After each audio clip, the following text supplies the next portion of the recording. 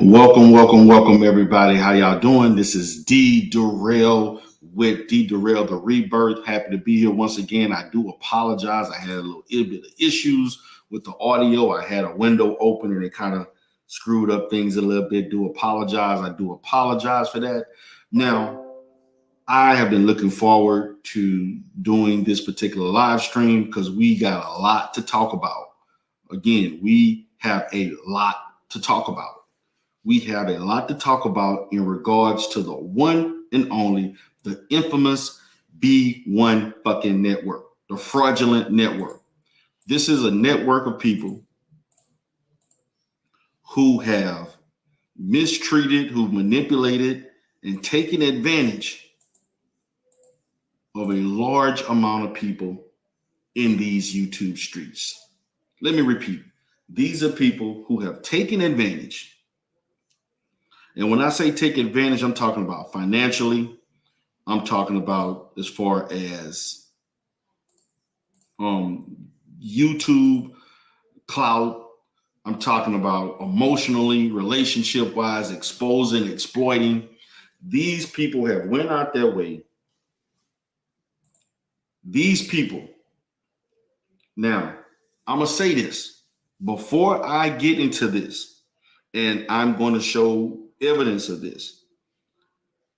When I talk about B1 network and shambles, I definitely mean that. Okay? Because the network itself is not functioning, is disorganized, is dysfunctional, because the people in there are dysfunctional and disorganized. Now, the main issue with this group is that they're not in it to be black first. They're not. These people are in here to get a bag. They're here to get a bag and get a bag only. And I'm not hating it. These people are in here to get. I'm not hating it. If that's what you do, if that's what you into, you came on YouTube to create fake personas. You came into YouTube to claim you was this. And let me just start. And I want to say this. I'm going to talk about every last person in this picture, but I want to, as it relates to the lady to the second to the left, Black Woman Sphere, last night, and I want to give a shout out to Amiri, the Amiri Brown channel. I was on Amiri's channel last night. Black Woman Sphere came up and apologized to me for the little issues that we had. That was because she was involved with the B1 fraud network. She has been on a lot of channels going around saying stuff that's been going on. She dropping receipts. She letting us know what it is. You know, she has taken it upon herself to clear her name in a lot of bullshit that's been going on. Okay, so I just wanted, before I talk about this, because Angela came up and talked to me. I accepted her apology after she left. She told me, you know, she apologized twice. She was like, D Durrell, I'm sorry for the stuff I said, D Durrell. I know I did this and I said that. I was with them. So it was kind of like I was with them. So I had to do this and I had to do that. We had a little, you know, back and forth last year, I think. You know, it was early this year and sometime last year, I think we had a little, about 6-8 months ago, we had a little back and forth on a couple of channels. We went back and forth with each other, and then we went back and forth on Bomb Cherry's channel. Shout out to Bomb Cherry. And, you know, really, I don't talk about her. There's no reason to. She don't really talk about me because it ain't no reason to. There's no reason to. Okay? But the B1 network, to me, is non-existent. It's hanging on because of just two people. Everybody else just there just to be there. And you got these blind ass followers of theirs that they gonna just fucking jump out the window no matter what. Hey, if that's you, that's what you want to do, that's what you want to do. If that's what you want to do, that's what you want to do. Okay? You can't tell grown ass people how to act. You can't tell grown ass people how to behave. So last night, again, I had an interaction with, and I'm going to show a clip of that. I had interaction with Angela last night on the channel. What's up, Amiri? I see Amiri up in here. What's up, Recognized Game? What's up, KW Dunn 7? What's up, TMK Media? Dr. Bombay, Recognized Game in the house. I see None Swirls on up in here. Raining Woman, what's up, Queen? How you doing? Good to see you up in here. Glad to see you in here. So we chit-chatted. We had our interaction. She kind of giving gems again, talking about things, and we move forward. So my thing is this, as it comes to Black Womansphere, I'm going to give you the benefit of the doubt unless you show me otherwise. It sounds like you looking at doing some different things. You reflecting on shit. You wondering how you going to, do this and do that. You want to, network with my boy Amiri. And I'm just going to see how things go, because I'm going to say this, and I'm just being fair with you. I mean, you have had a tendency to fall out with people over the last few years that you was cool with. You have a tendency to do that. It may not be immediately. It may be three months from now. It may be 6 months from now. But you do have a tendency of doing that. It may not be immediately. And that's just a fact. So, to be honest with you, there shouldn't be no issues, because I don't really talk about the issues that you talk about. In a sense, I don't really reference you. Before this happened, I really didn't have much. I basically was seeing what you. I actually listened to your content from time to time to see what you was talking about. But I really ain't got no real issues with Black Womansphere. Really, I don't. Now, shit happened because of just the little beef we had, a little back and forth. But other than that, I really don't. Now, for these other three niggas that y'all see, these other three niggas, we got issues. Now, let me go to Cynthia G, the biggest hypocrite on fucking YouTube. Let's go with Cynthia G.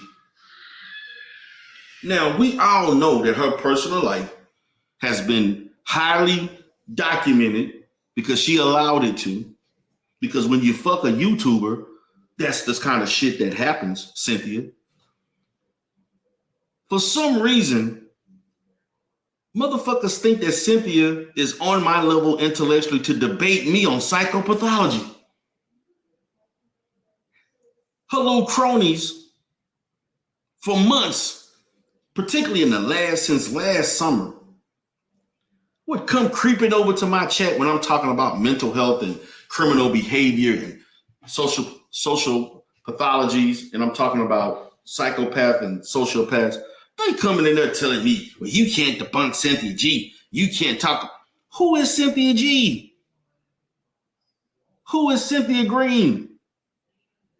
Cynthia Green don't have the credentials that D. Durrell has. Cynthia Green has never seen someone who has never seen real psychopathology in real life. I've been treating psychopaths, not very many true psychopaths, but I've treated several, I say at least 50 to 100 over the last 16 years in real fucking life. So you think, what is it that she can teach and debate me on? Talking about the flaws of Black men in committing crimes and the heinous crimes and the heinous decisions that Black men have made, that's not psychopathology. For those dumbasses that were coming in my chat talking about, you can't out-debate, you can't, no, the question is, can she out-debate me? First of all, she can't even hold my fucking shoes. She can't even sweep my fucking floors when it comes to this. In a real professional mental health environment, Cynthia G ain't even a fucking bachelor's level case manager because she ain't even got a bachelor's degree. You think because you read some shit on Google and you're highlighting statistics off of fucking Pew Research, and you think because you can read a couple of research articles that you don't even understand the statistical analysis, that you have the right to fucking debate D. Durrell, master's level therapist, CEO of his own fucking company. You talking about a nigga who got over 10, 15 employees, a supervisor, former supervisor, and trainer of other therapists to be licensed, have worked in the criminal justice system with real psychopaths. I'm talking about the borderlines. I'm talking about those that have antisocial personality disorder, narcissistic personality disorder, histrionic personality disorder, schizotypical personality disorder. Those are psychopaths.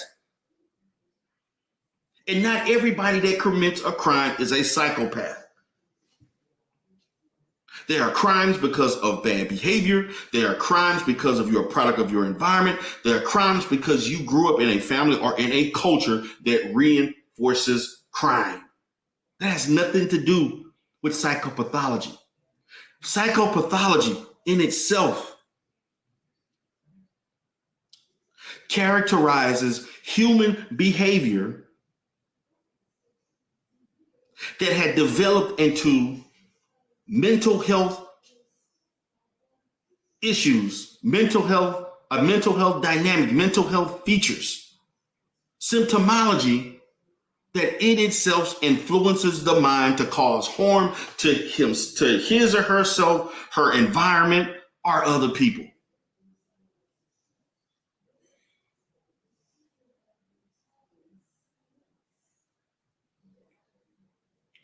That's the facts.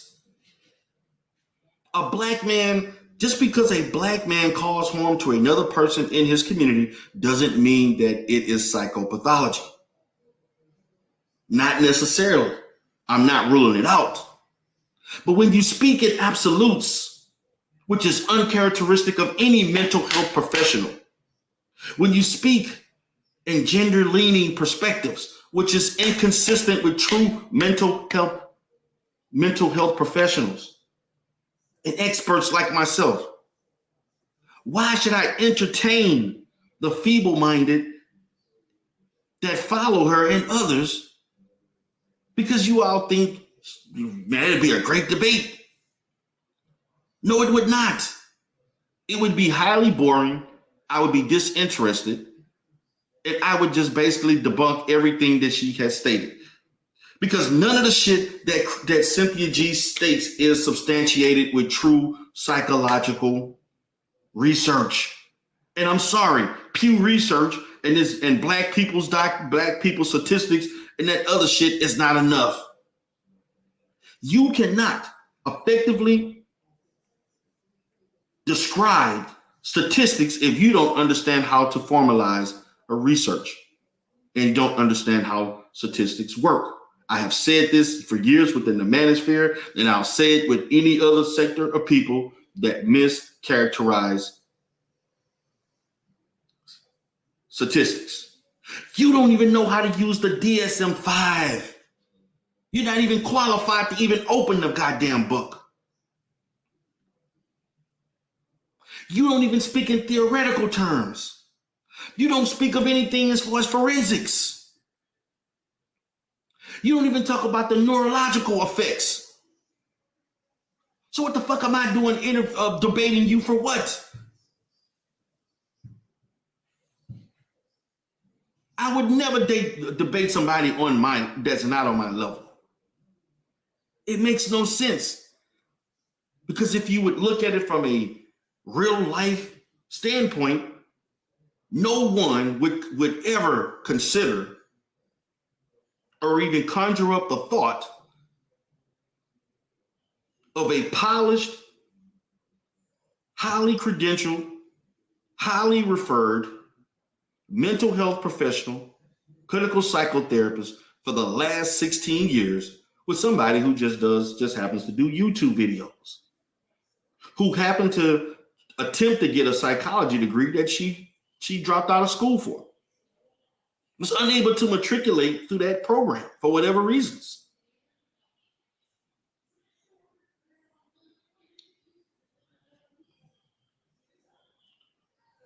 So for all of those Cynthia G and B1 Network that came bringing their ass to my platform for the last year about, If anything, you should be asking her to listen to D. Durrell Life Solutions and take notes. Just because my content is not popular doesn't mean it's not helpful. If you want to say that Cynthia G is a better and more successful YouTuber, she can have this shit. She could have YouTube clout. I don't give a fuck. She could have, well, D. Durrell, she got 100,000 subscribers and you only got 1,600. I don't give a fuck. What, I'm supposed to get mad for that? When I'm actually an expert that actually treat the very people she claimed has psychopathology. The overusage of people thinking everybody's narcissistic personality disorder. No. Cluster B disorders, personality disorders. No, they're not. They have some traits. What she would do is start yelling, screaming, saying shit, saying you're dusty, put it on her YouTube persona, and people get entertained and say, oh, D. Durrell, she smoked you. Oh, D. Durrell, she cooked you. And all I would sit there and do is just listen to her and say, you're wrong, you're wrong, you're wrong. Go back to school, read some more articles, read some more books. You've never treated anybody with that illness. You never having a psychology degree is the basics. A psychology degree, it's in itself, is only a knowledge-based research degree that is a prerequisite to becoming a therapist, a counselor, a psychologist, and so on. That you don't develop any tangible skills as a bachelor's level person that has a psychology degree. You have a knowledge base that you can apply to the mental health field, social service fields, and etc., because you have a basic general understanding of mental health or psychology. You can take that degree to work very low-paying jobs at the bachelor's level. Matter of fact, I just hired 2 bachelor's level clinicians or case workers, case managers, Friday. And you know what? They're Black women. So what do you say about that as far as Black women empowerment? Because D. Durrell hires Black women and pay them a damn good rate. So don't tell me about what Black woman empowerment is if you ain't empowering Black women with jobs. I have and will continue to. Over 70% of my workforce are African American women.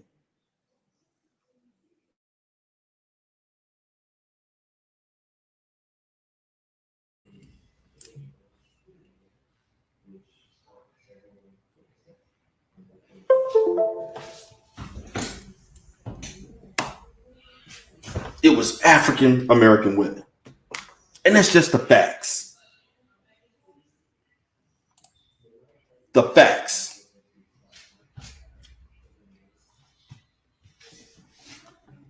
And there's nothing anybody can do or say about that. I'm not going to sit here and lower myself to the level of a YouTuber who claims based on information she don't understand. And so then it would get into a mudslinging thing, a mudslinging interaction where her people are being there trolling and say, ha, ha, ha, D. Durrell this, D. Durrell that. Okay, good. Whatever. I just wanted to preface that before I continue. Now let's go to Miss NYLA Says, aka Miss Nicole. Now, you have to be one of the most stupid ass women that I've ever seen on YouTube, period. Again, the duplicitous nature of your content, the hypocritical nature of what you state. your lover / partner, whatever the fuck y'all are, spiritual husband, he is synonymous with every negative thing that you have stated. Nigger and all these little sophomoric ass terms that Cynthia G comes up with that y'all repeat. Calling people dusty. This motherfucker don't have a job. He has no education. He has no skills. Half of his life was in jail. This motherfucker beating your ass. You beating his ass. Y'all trying to beat each other ass. And you sit up here and hold him up as if he's something that fucking black women want. Taz is the example of what black women have been complaining about all their fucking life. You the only motherfucker who too blind to see it, and he fucking up your platform. And he has been fucking up your platform for years. You the blind motherfucker. You the dumb motherfucker. You can't see it. You need to reflect on your shit.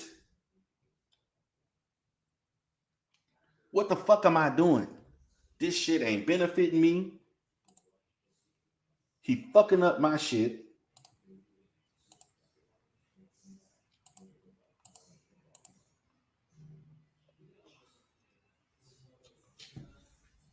I get blamed for every goddamn thing. I gotta take up for him.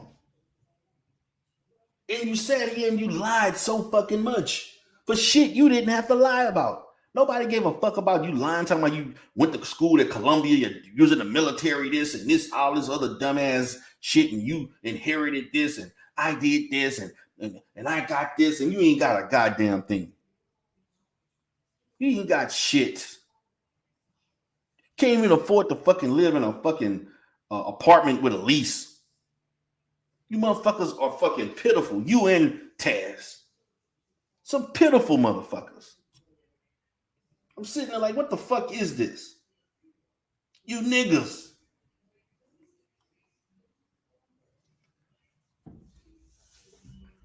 You too. Trying to talk about black men as if you got a fucking king.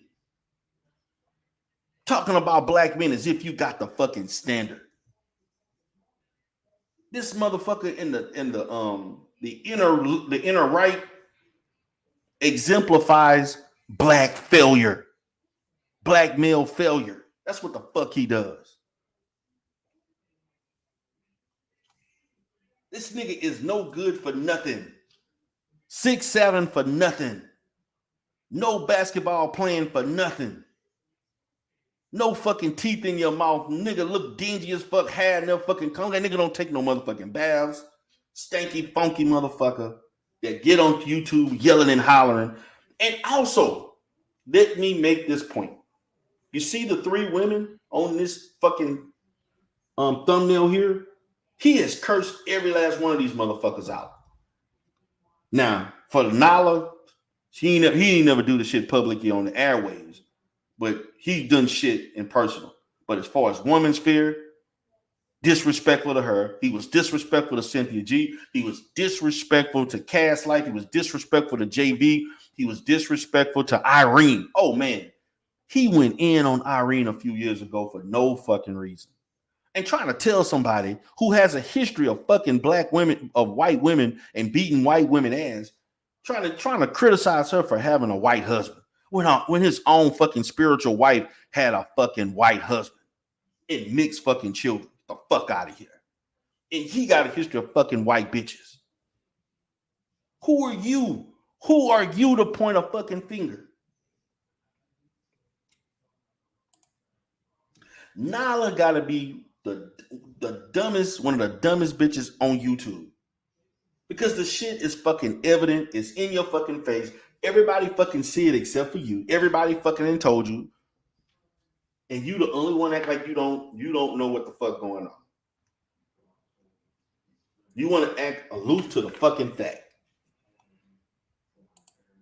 Like, what the fuck is this? Like, literally, what the fuck is this?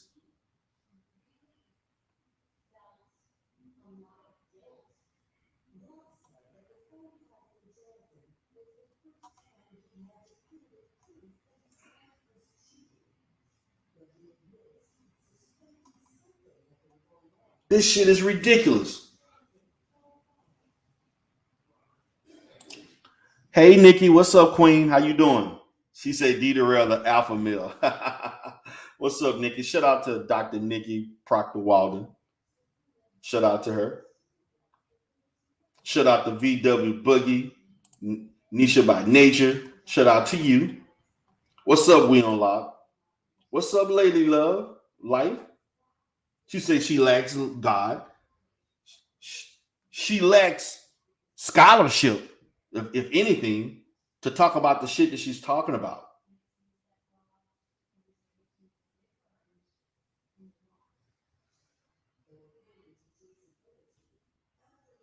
I feel you on that recognized game. Debunking her talking points in public debate promotes growth. You should confront her ideology if you believe her rhetoric is dangerous. You are right, but what will happen in that process, she'll begin to mudsling. She'll begin to say all kinds of shit. The chat will be, it's YouTube is just not a true forum for that, because then it becomes more about entertaining than the actual information in itself. And just gonna be honest with you, recognized game, you work in the mental health field. If we were in an interdisciplinary meeting and a non-licensed, non-credentialed person tried to say crazy shit, who is listening to that non-credentialed, non-licensed, and non-degreed person? Let's just keep it a buck, recognized. Let's put it in real terms, because you work in mental health environment. Who is listening to the non-credentialed, non-degreed person that's working in the field as opposed to someone who's licensed?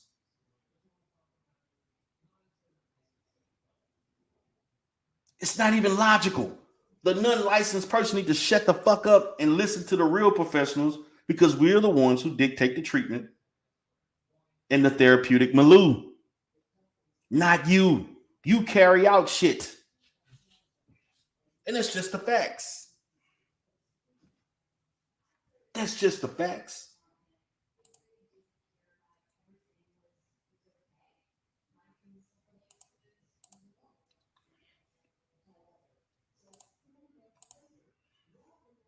This motherfucker here. You see this nigga here?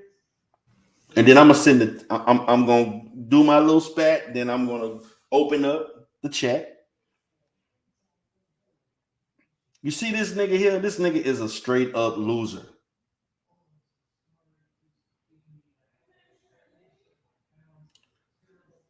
This nigga, as you look at this nigga on the top right, this nigga up there moving his lips. This nigga like a fucking crackhead who fucking fiending. Raggedy looking motherfucker. Unkept looking ass motherfucker. This nigga makes no sense. This nigga went on YouTube mischaracterizing Marcus Garvey.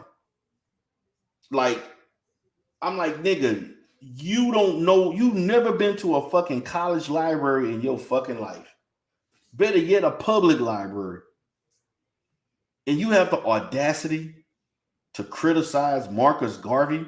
And then you're saying so much shit that's inconsistent with those who are more credible to talk about Marcus Garvey than you. This is a nigga that probably don't even have a high school education, spent half his life in fucking jail, has no fucking tangible skills, probably can't write worth of shit, but you looking up shit on YouTube and Google.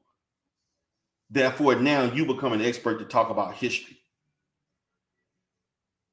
You see, it's a damn shame how in itself, YouTube itself allows losers to think that they're more intelligent and more skilled and more important than what they actually are. The reality is, when you turn that fucking camera off, you still ain't worth shit. I don't give a damn if you got 300,000 subscribers or 100,000 or 20. If your life ain't shit, your life is not shit. You're dependent on a online cyberspace environment for importance. If that's what you're doing, you've already lost in life. You are a fucking loser. You always will be a fucking loser. You yell and scream at motherfuckers. You're still bitter that the manosphere kicked your black ass out of the space. You think you got the right to bully motherfuckers and call niggas pussy ass nigga, bitch ass niggas and yell and scream, and we supposed to accept that because you just a nigga talking shit on YouTube. The fuck out of here. Nobody is intimidated by your tall black ass, whether you was in person or on this space. Nobody is and never will be.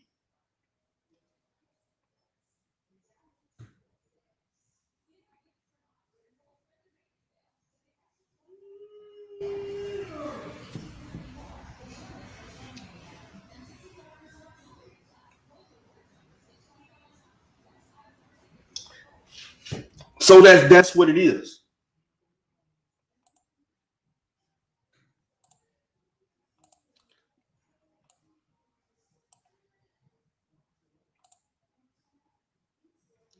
Now I want to talk about this brother here. Give me 1 second, guys.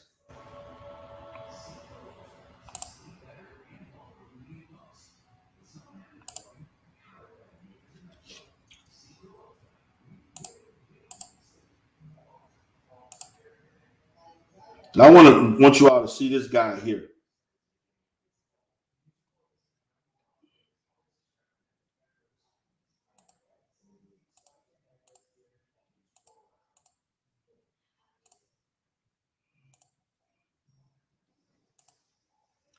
This nigga here was the person that Cynthia G, you know, the Naker. This is the real fucking Naker. You see this nigga here? This is the real motherfucking Naker.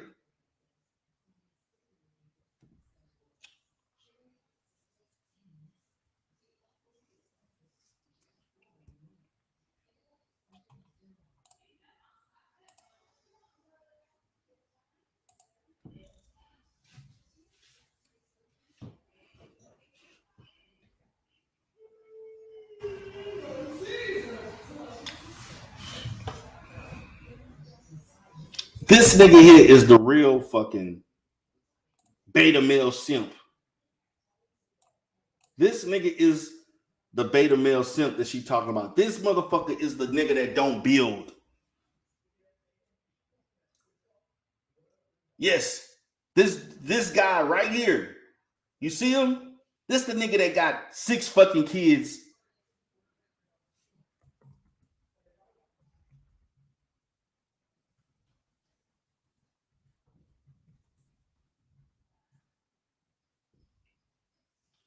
This nigga here is the one that got 6 kids for 6 different women. Who in they fucking right mind? And I'm gonna say this wholeheartedly. Who in they right mind, if you were childless and you wanted to have a child, why the fuck would you choose this looking raggedy ass nigga?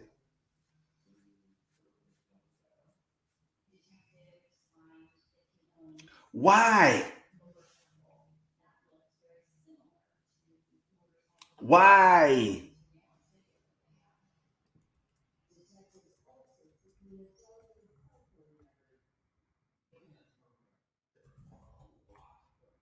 Why?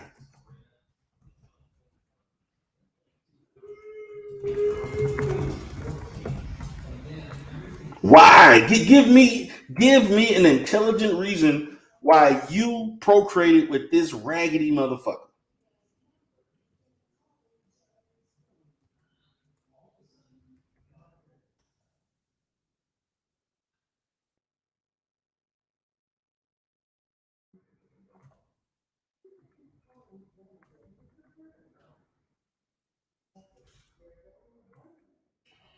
Like for real, like.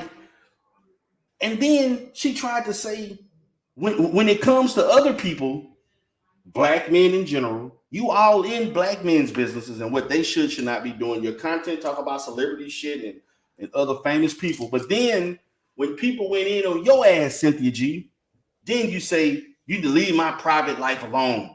It's none of nobody's business who I procreate with. Not if your motherfucking content says otherwise.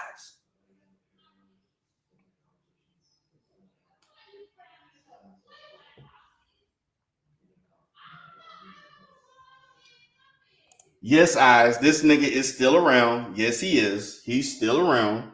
He is still around. No Swirl Zone said, instead of diagnosing black male pathology, maybe some of them may be in need of some mental health work.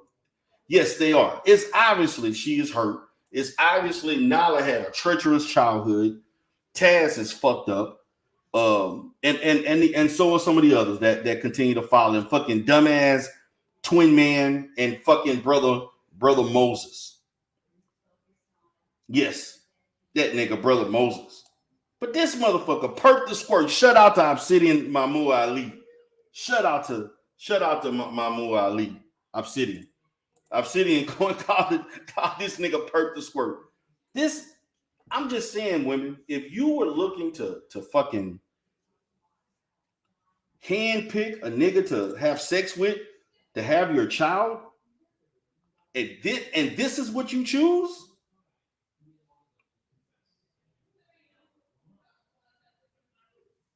This is what you choose? Like, seriously?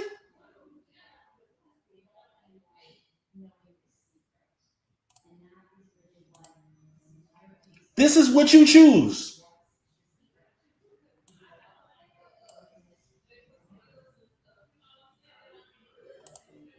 This is what you choose?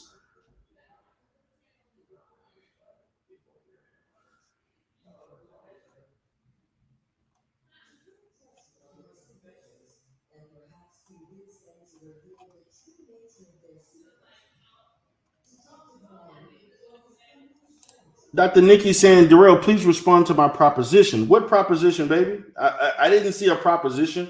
The last thing I saw was when you identified that I misspelled loser, which I did.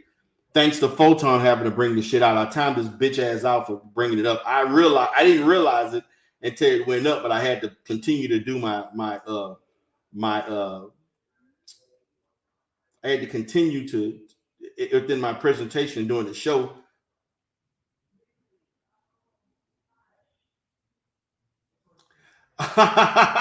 Oh, I see what you said. She said, tell Miss D. Darrell that I will bring you back untouched. You funny, Nikki. You funny. You funny. I get it. Oh, you want me to go to the sector awards? I'm gonna be honest with you, Nikki. Since you asked me, I will oblige because I really was not going to even watch the sector awards. But since you asked me on a date, I'll be your YouTube date tonight to go to R&T Entertainment and go check out the sector awards. I'd gladly be there with you. I'd gladly be there with you. Now, let me get to this other nigga, because my thing is, this nigga is raggedy. Everybody know he raggedy, except for the person, the six baby mama that procreated with this nigga to have another child.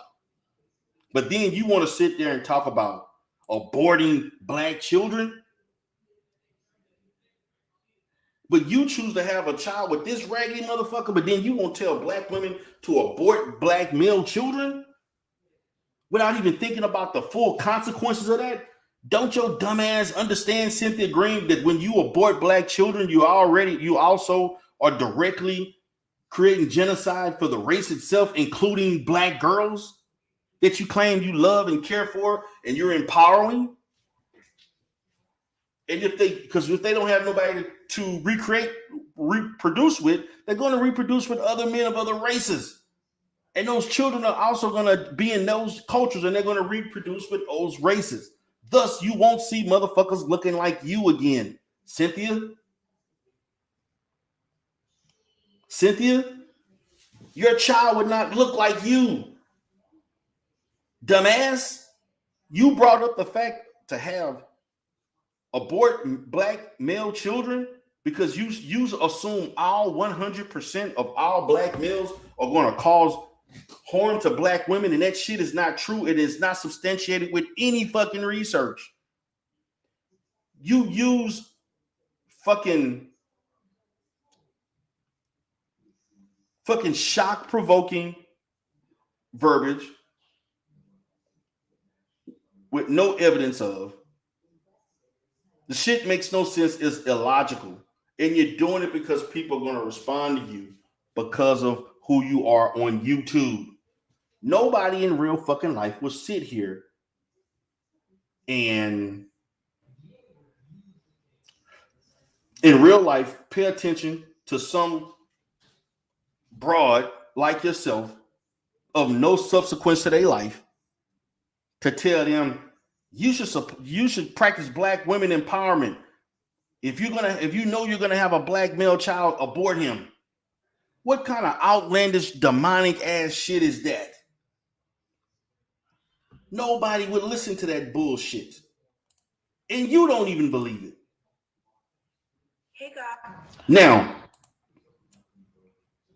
I want to point something else out before because I want to go in on Mr. Brother Moses.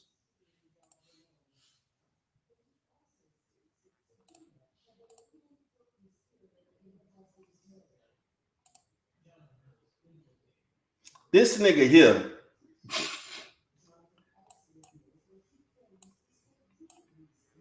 this crazy Negro right here, Brother Moses. Look at this nigga with no tooth. Y'all thought Rev G ain't had no motherfucking teeth. This nigga got no teeth. You see this nigga with no teeth? Mr. Toofus. This nigga sat up there and cried and shit. This nigga was on a panel crying and apologizing.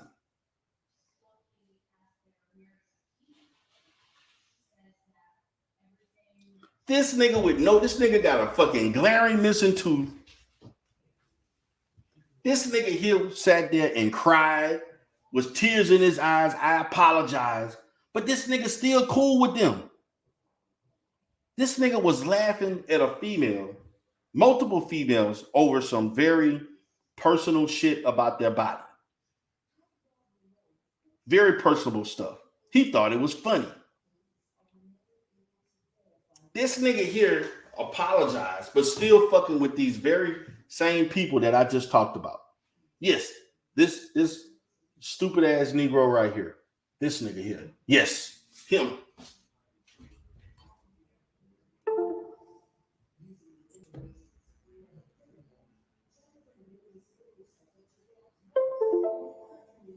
Yes, he did.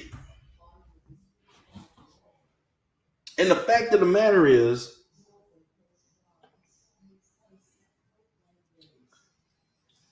this nigga is loyal for no fucking reason. Loyalty for no fucking reason. This nigga looking like the biggest fucking simp, the most weakest looking motherfucker on YouTube right now. This nigga right here looking like Jimmy the motherfucking Cricket with no goddamn teeth. Brother fucking Moses. Then he got his mouth wide open too. This nigga got no teeth. And he just letting the fucking world know he ain't got no goddamn teeth. Like, what the fuck? Mr. Toofus, this nigga sat there. This nigga eyes was watery and crying and shit. The grown ass fucking man. I'm like, what the fuck is this? What the fuck is this? I just wanted to say that shit for this nigga. This nigga looking weak as fuck right now. For all of them niggas, this nigga look the weakest. This fucking Brother Moses. This nigga here is wild. Now, I'm about to go ahead and send the link out for anybody that want to come up. Y'all can come up. I want to play this fucking video. I want y'all to hear this shit. As I do this, you can get the link. Anybody want to get the link, you can get the link. We can talk about shit. I don't know if Amiri left or whatever. I know Amiri said he was gonna come up, but this shit is crazy. This is some crazy ass shit. This shit really was some crazy ass shit.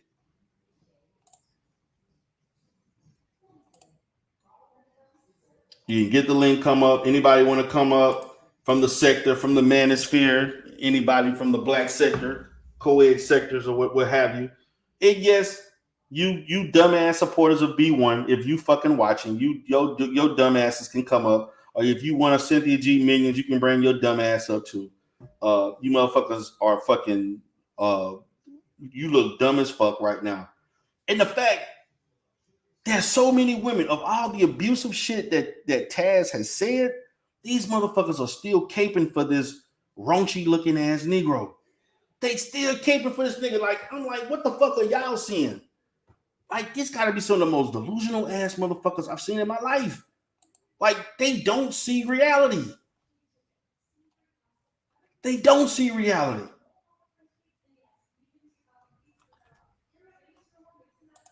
I've never seen people that can't decipher fucking reality. They just see different. They just see shit differently for whatever fucking reasons. Now I'm gonna play this video of this chick here. She kind of gave her little spiel on things, and in itself, her name is Cries Logic. She sounds like a divester too, but I just wanted to play this video because she kind of summarized some things. So I just want y'all to listen to this.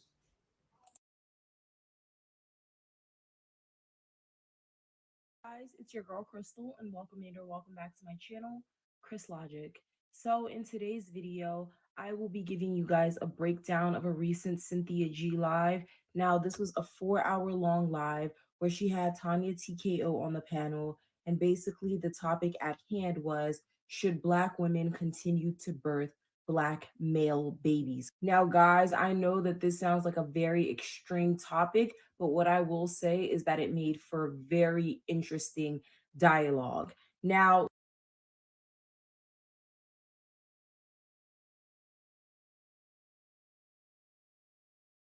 This shit sound crazy and just out of this world to even think that that's for interest and conversation to fucking kill unborn Black males.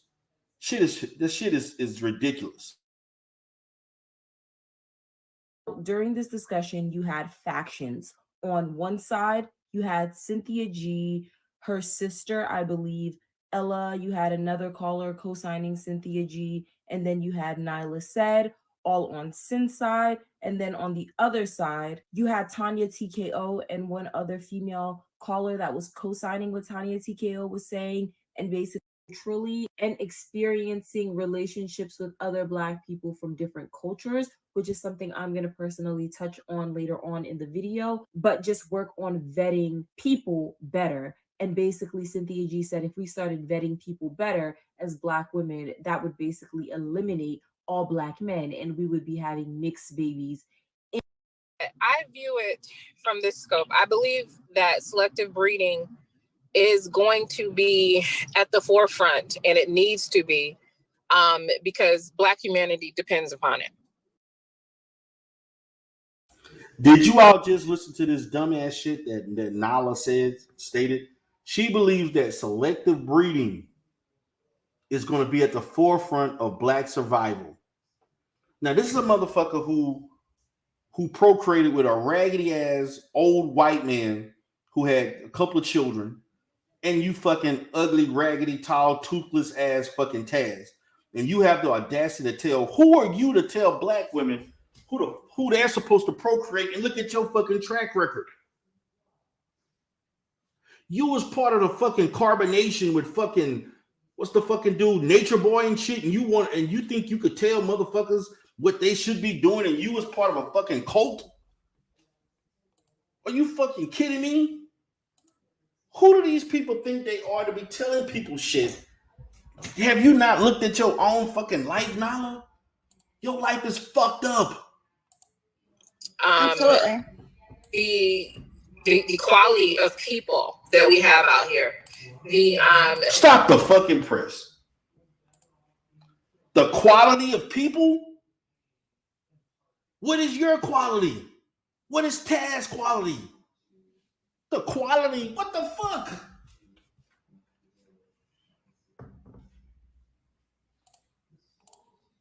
Yes, Nikki, she was a part of that. She was a follower of Nature Boy. But she wants to talk about a fucking quality?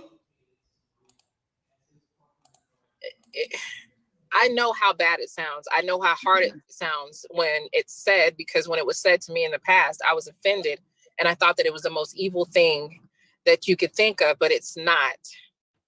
So, guys, let me clarify a little bit the argument that Sin and Nyla are making.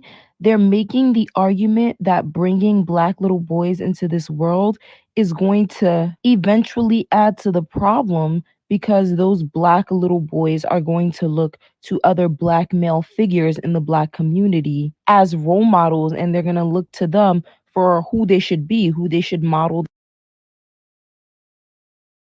Let me say this, because see, this is actually elementary ass discussion. Intelligent people don't have these, highly intelligent people don't have these dumbass discussions. This is illogical.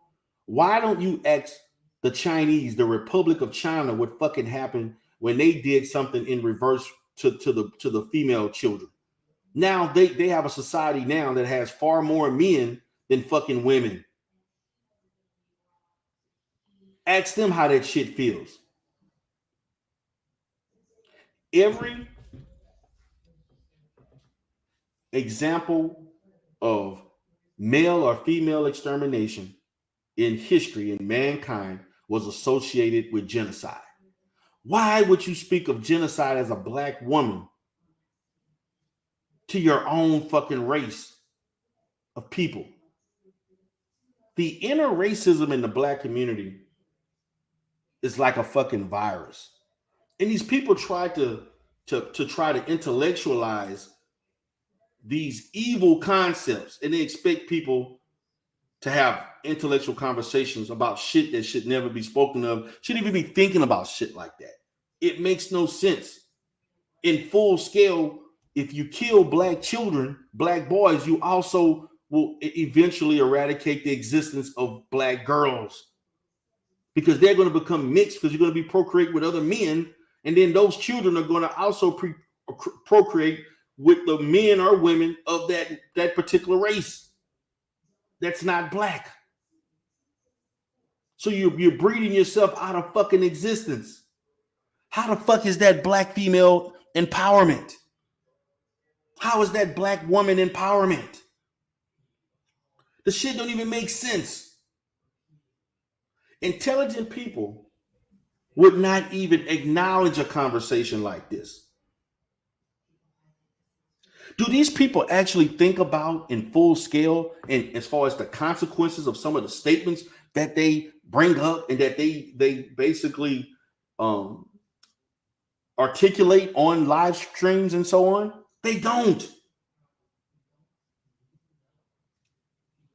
You need Black man and Black woman to create Black children.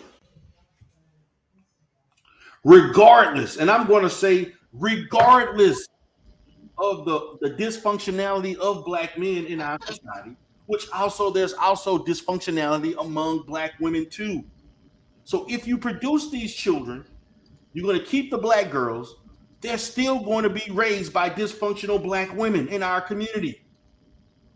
Eradicating one group only increases the genocidal actions towards another, male or female, whatever, which one comes first.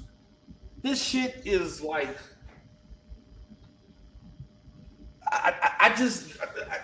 to me, I'm just thinking I shouldn't even have to have these conversations.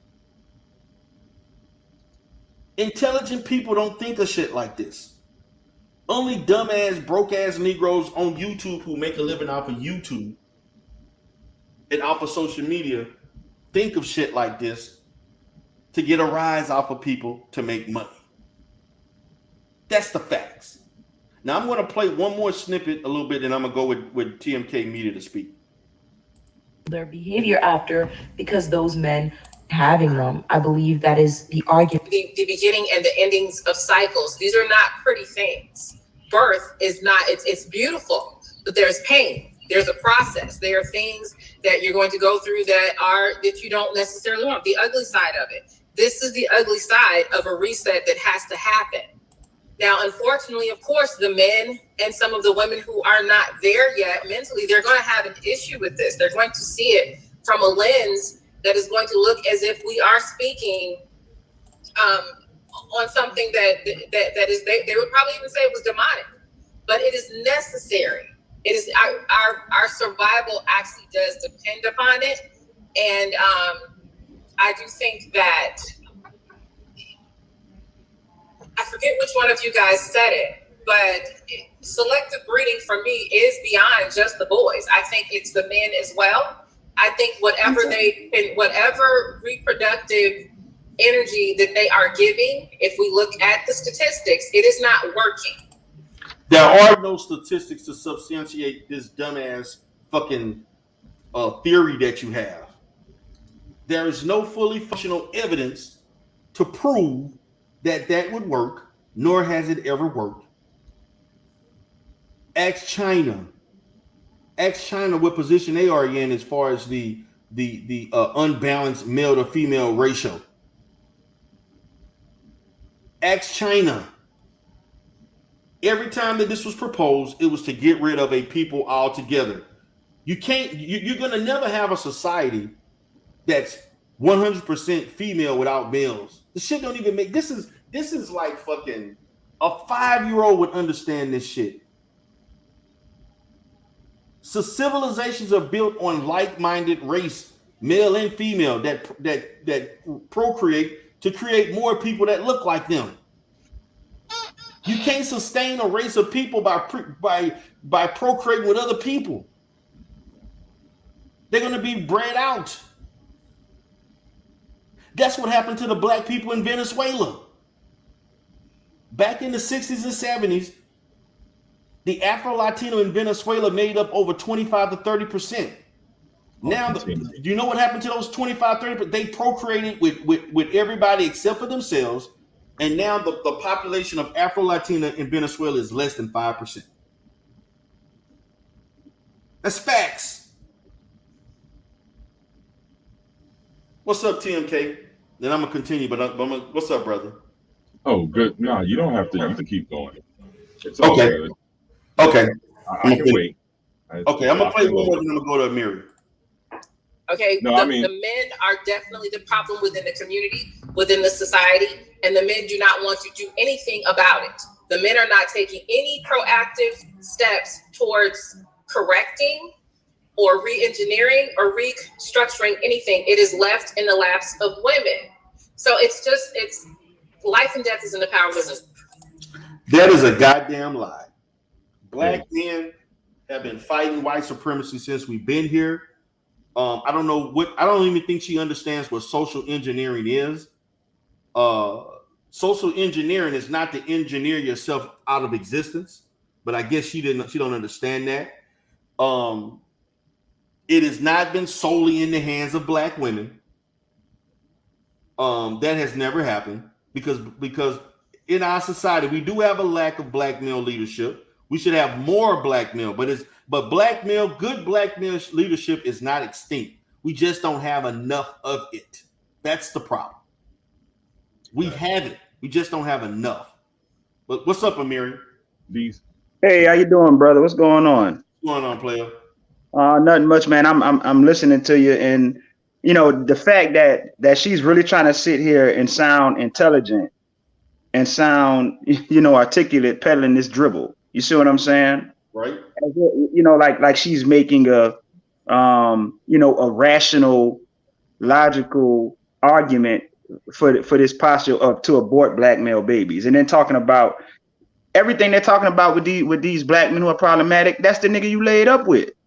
You see what I'm saying? Don't come on YouTube peddling this message. And that's my question to Cynthia G and NYLA says about abort black men. Is Taz one of those black male babies who should have been aborted?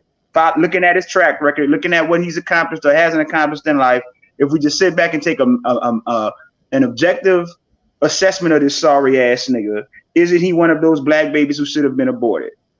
You see what I'm saying? So, and that's the thing. Don't come on here trying to lecture us. You do it. You see what I'm saying? Living in your life. This is just dumb bullshit ass rhetoric that they peddle to these women, man. You see what I'm saying? And then talking about there's no black male leadership. There's black male leadership out here, but we can't help you if you choose to follow a nigga who ain't shit. Like sisters acting like they're so confused they don't know which way they should go. You see what I'm saying? There are other viable options to follow of black men who are actually accomplished, actually family men, have been married for some time, handle their business and so forth and so on. Everything that we talk about what manhood is, as opposed to Taz abusive ass. But y'all choose to follow Taz. So shit, the hell you want us to do? We can't save you from yourself. Like, get That's out of facts. here, man. That's facts. I'm like, but my thing is this is my thing. Based on their life and what they have accomplished and so forth. Let's just take YouTube out the fucking equation. Who give you the authority and what position are you to be telling other black women what to do and how they're supposed to procreate when your life is not even indicative of what you claim is effective? Exactly. That makes no sense. Yeah. Like I said, man, Taz and NYLA, these are nothing but these are niggas, man. Like just grifting, man. Like anybody can get on. That's why I said you got articulate idiots. You know, see what I'm saying? Like anybody can sound articulate, but how logical and rational and reasonable is the rhetoric they're pushing? And then aside from that, are they living up to the rhetoric? Are they walking it like they're talking it? And now that they're being exposed, we know they're not. Their personal life is a shit show. You see what I'm saying? It's a shit show. And the thing about black people is we're a very compassionate people, so we give people a chance. So we don't expect, people who want to come up and be thought leaders or whatever the case is, we don't expect everything to be perfect and for them just to have the perfect life. But these two individuals, like they're at the total other end of the spectrum, man. Like living out of hotels, just, like I said, dusty and fucked up, scamming people, don't even have, like, if you don't have the money to take care of your teeth, the health insurance to take care of your teeth, if you don't have dental insurance, I know you don't have life insurance. You see what I'm saying? So we got to do the first work first, just the basic principles of manhood, womanhood, of being adults, and they're not doing neither one. You see what I'm saying? But want to come up here and lecture, man, like, get out of here. And like you said, it's stupid on his face. Like you was talking about, like the social engineering and stuff. This is race genocide, race suicide is what they're peddling. You cannot create more black women without black men, and vice versa. So what they're peddling this shit is illogical, man. It don't even make sense. Yeah, it's like, you're gonna sit here, but I understand. Only on YouTube you can say dumb shit like this and get away with it, and people pay to hear you say this shit. Yeah, that's the whole rub, though. They pay to hear you say this. Go ahead, Dr. Bombay. This once again, this is a clear-cut demonstration of how we, as a group of people, we lack wisdom, guidance, and insight. And I'm going to keep saying that now, especially, I'm going to say a couple of things, especially when you have these polarized arguments like this, where you got these black women in these groups and everything about them is, it's the black man's fault. And ultimately the total solution lies with the black man. That's impossible, because one can't exist without the other. So my whole thing is, number one, I always look at people as, I want to look at your personal example of who you are. See, don't be in a group of black women pointing a finger at me and other black men and say we're the problem and we need to be exterminated, and insane ideas like that. The first thing I want to do is look at you and see, like, who are you producing? What children are you raising? What is your life and background like? How do you play into being a part of the solution? Because I keep hearing these arguments, about it's the black man's fault. It's the black man's fault. It's just idiots just speaking with no basis in anything. And you're right. It only happens on a YouTube. You notice how now everybody with a mic is scholars. But when I turn and look at your background, I see you're not living the example of what you say. You were like a career criminal until you figured out how to turn the monitor on. Now all of a sudden you're some self-proclaimed leader with all this nonsense that you're pushing. How in the hell can exterminate? First of all, for any human being to recommend exterminating another unborn human being shows that they have a disconnection with source, that they're completely out of whack and on some low frequency vibration that, I mean, I can't even begin to explain. All right. So I just wanted to go ahead and say that that's not an answer, you know, but here they are, though. Here they are with their rhetoric. Here they are pushing it. Anytime I hear anything about it's all black women's fault or it's all black men, I immediately tune out. These individuals, these criminals and these derelicts that come on these microphones and push these narratives, they're nothing but tools of white supremacy being used. And as you can see, that type of stuff runs rampant. Now, if I get on here and make a video talking about racism and racial oppression or something like that, these forums will filter and shut my message down. But this type of bullshit gets to ride. You know, as you and I had a conversation the other day, we were talking about some of the things that have hurt us as a community. Of course, some of the responses from black women come back is, oh, that's just making excuses for black men. That's this, that's that. And it's like, no, those aren't excuses. These are valid items that are affected our community. So my question to the women are, if we didn't have slavery, Jim Crow, redlining, several crime bills, crack epidemic, the welfare state, prison, school to prison pipeline, if we as a community never have experienced any of these things, where will we be in this country? And that's the answer that I wait for. But to hear idiots like this, and I will close, come on here with this nonsense to even suggest, should black women have black male babies? That's the dumbest shit I've ever heard come out of a woman's mouth.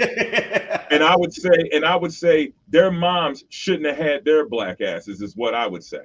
You know, to that, to even suggest something so insane. Like, we as a people, the last thing we need is less of us. We're out here getting murdered and killed in the streets wholesale, and this wench will actually open her mouth and suggest something like that. No, what somebody needs to do is exterminate their dumbasses and take their microphones away. Putting out this bullshit. That's what needs to happen. I can't believe it. People will tune in and listen like they're really scholars or something. And I'm not saying, you know, they have to have college degrees, because you don't. You don't have to have a college degree to have common logic and common sense.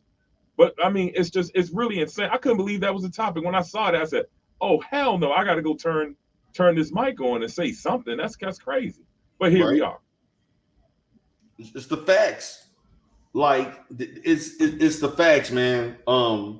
And the thing about it is, I want you to understand, when you look at this video that I'm showing, this video has over 18,000 views. The video that I just showed you, right? 18K in views of people listening to this shit and counting. Yep. Because listening to Poison. But hold on, but I want to go, because I want to let you out hear Cynthia G's discussion. Okay, and so you get to choose that. So I want to respond really quickly to what you guys said, because that was a lot, and everybody has great points. So guys, just to interject real quick, yes, for what NYLA says, I can definitely see why a lot of people, especially Black women who have sons, would think that this message is very extreme, okay? My mother loves Cynthia G. She follows Cynthia G, loves all her other messages, but with this particular live, my mom was like, she couldn't even make it all the way through because, you know, she just kept thinking about my little brother. So yeah, I could understand how this topic could be very triggering for Black women who already have sons, but maybe this is not the message you want to be listening to. Maybe this is not your method of fixing the Black community. Now, I want to say something, because even the lady herself, this is not your method of fixing the Black. It's almost like she's saying, in a sense, I think Cry Logic is a divestment. And my thing is that you, as a person that's critiquing this, you're sitting here as if they're coming up with a actual legitimate plan to heal the Black community by killing off males, as if that's not your method. What the fuck is that? What do you mean is not? So you would sit there and see, and she's part of the problem. You're sitting there saying that may not be your method. Like, this is actually a legitimate plan that could be implemented to help save the black community. You got to kill off half the population and then procreate with another population to produce people that don't look like the previous population. Oh, and in the future, when they grow up, they're going to procreate with outside races, not the race that you come from as black women. Hey, Darrell, who do they suggest after they kill all of us off that they should go procreate with? White people. So the one culture that went all over the planet, spreading death and destruction, everywhere they went, never left nothing better than when they came. They said that's the answer. And no disrespect that's to the them, answer. but I'm just saying, like, I mean, come on. Every time you go to a land, you suck out all the resources, enslave the people, and poison the soil, and that's their answer. See, man, we are truly lost. We're truly lost. It's Anytime crazy. you've lost that much faith. Go ahead, man. I'm sorry. Yeah, let me go ahead and get the Cynthia. And it's completely fine if you don't agree with this. But people think, and I'm not really a fan of that. But I definitely see how this could be triggering to people. But first, I want to say here, Here we go. I think the comment made on Tanya's post was problematic because that person had a different understanding of what we're actually suggesting. We obviously don't support rounding up babies that are already born and terminating them. But I'm looking at what she's saying as the reason, because the reason why she's saying it is going to determine whether it's coming from a place of self-hatred or logic. Now, she said that black male babies turn into black male adults, which we know they do. And then they position themselves as the enemies of black women, which they have been doing for a very long time. Oh, my God. Go ahead, sir. Let me stop right here. When the hell has black men ever positioned themselves as the goddamn enemy to our own fucking women? Was you at the meeting last night? Fucking history is there documentation of now? Are there black men who have problems and issues? Are there black men who have issues that have mental health issues and so on? Are they have ineffective relationships? Are they been toxic to black women? Yes, there have been. But give me the historical fact of black men who have been fucking procreating with black women since the beginning of time, hated them so much that they stopped doing that and they killed them. You see, when you're in an echo chamber and people are just listening to shit, and because they like you as being Cynthia G, the YouTuber, you get away with this shit. This shit makes no sense. But let me continue.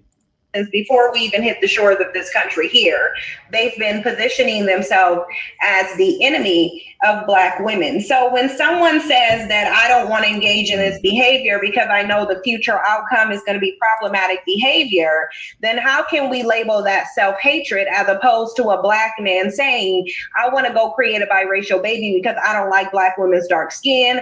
I don't want the hair texture. I don't want the signs and the symbols of blackness. So those. Stop there.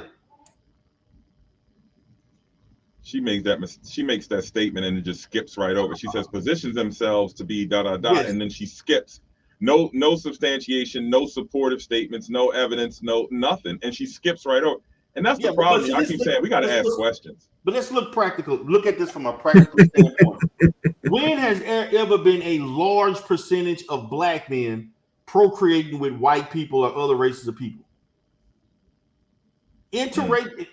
Biracial people that have African descent is probably less than 5% of our population, if that. Where do you go around and all you see are biracial kids mixed with black and something else?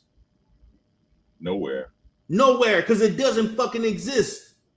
But she sat there and said, black men, again, you're speaking in the majority, you're speaking in absolutes, are pretty much stating that black men are disvaluing dark skin, which is not true.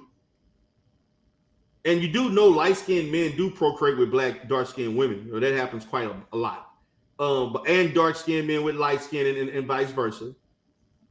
There has never been a observable or documented occurrence of black men in large groups procreating with other groups of women more than their own women. That has never happened in history, in human history.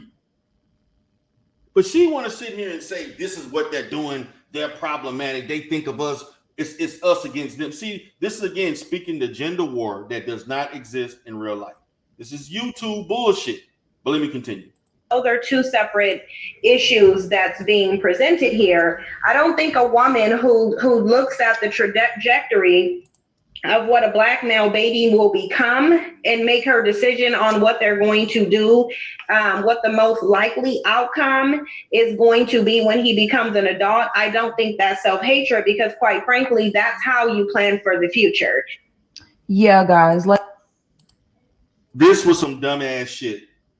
I think that's the last time I'm playing this. I can't even listen to it anymore. Now I'm gonna say this again, and I'm gonna let Chaos Reign go. So she's basically saying, from her logic, black men will automatically grow up doing the same thing, which is they will be an enemy to black women, and then they're going to then black men as a whole procreate with non-black women, and they don't value black women in itself, which is totally untrue, and it's backed up by nothing. So for those reasons, and those reasons alone, they are an enemy to black women. So therefore, we need to abort them before they even born, because that's going to be their development, their psychosocial development. Their end result is they don't want to marry you, and they're going to cause harm to you. 100%. But we don't have no evidence, no statistics that ever back that up. If that was the case, we wouldn't have 45 plus million people that are black in this country. If that was the case. What's up, Chaos? You can speak. Hello. How you doing, man?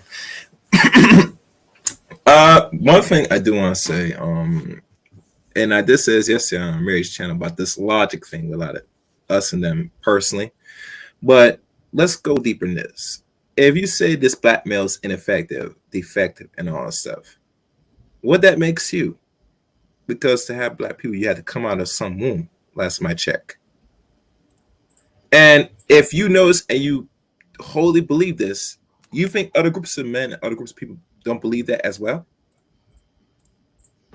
They're the one that talk about this IQ, this betting the race. They're not talking about, they're not in the business saying, if I can't find no woman in my group, I'm going to seek out you. For what? For what purpose? You already told on yourself that you produce ineffective males that's going to put harm to you and the community. So you think a non-black person wants to procreate with you to create these same ineffective males? Because let's be clear, they're the ones that create this one-drop rule. That's my check. And they've been doing this for the last century.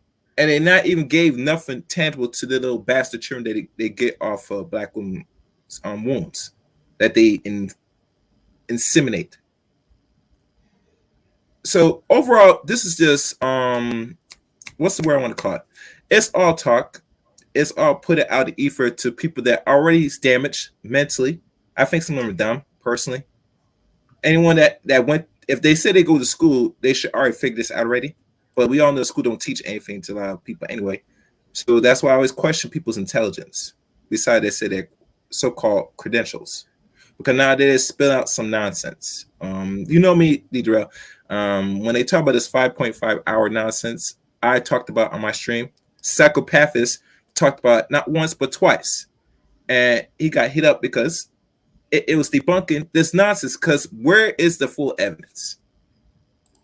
And I see other black women spewing the same evidence. And I tell most that most of women are regurgitating other stupid fucking women, personally. And it lets me know that y'all don't have no brains. So right now, if she's going to continue with this message, which she is, personally, anyone because there are fools that are going to buy it. They're paying. Listen, hear me good. There are fools amongst our youth that's already buying into a lot of nonsense already, because they're getting their learning teaching through the internet now. Personally. And the problem is, because their mind's so fragile and so feeble, they're not really having a clear understanding the long-term effects of listening to any message without really questioning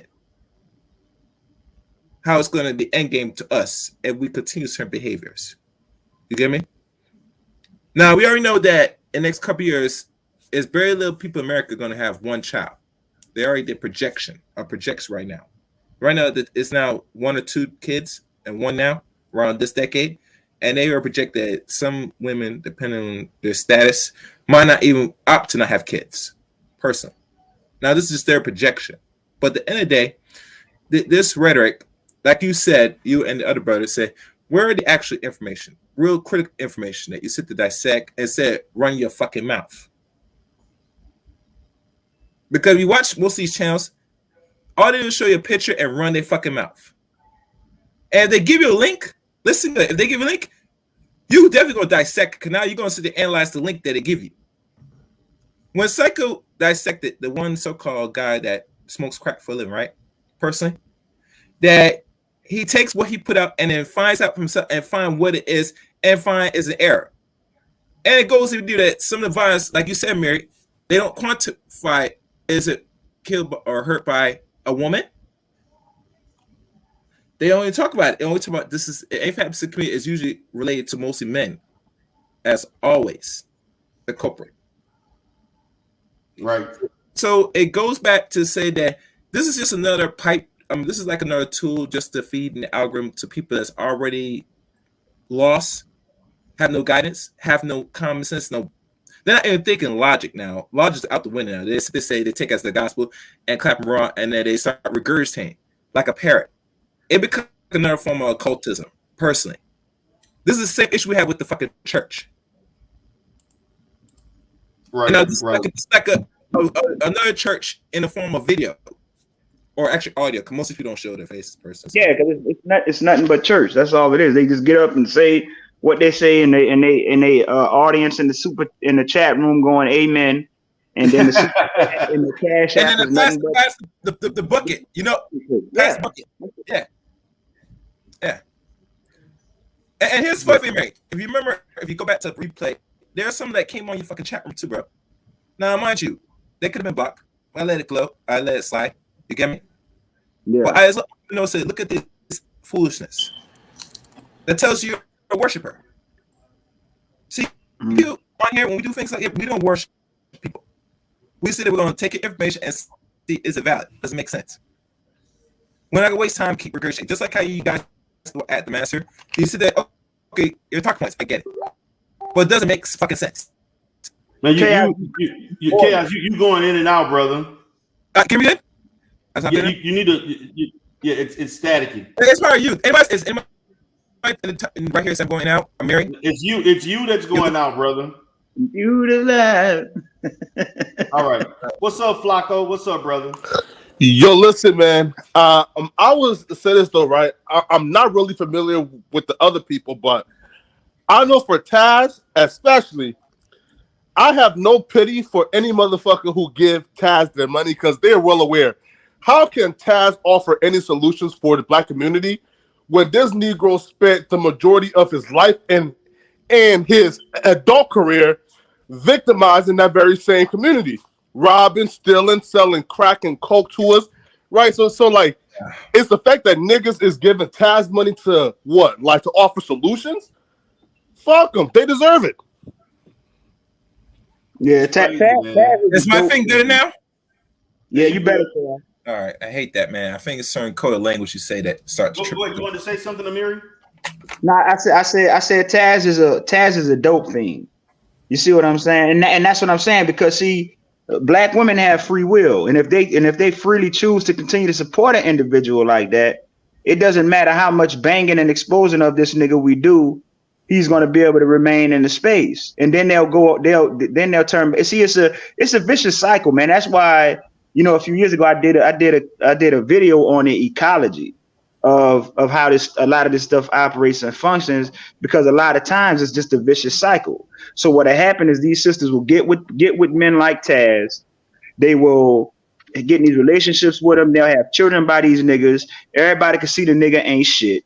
And then when when he start to fuck shit because he's a fuck boy and not handling the responsibilities, just overall dusty and abuses them, then these sisters want to come on these spaces and cast all black men in that same pattern of behavior that the nigga Taz is operating with.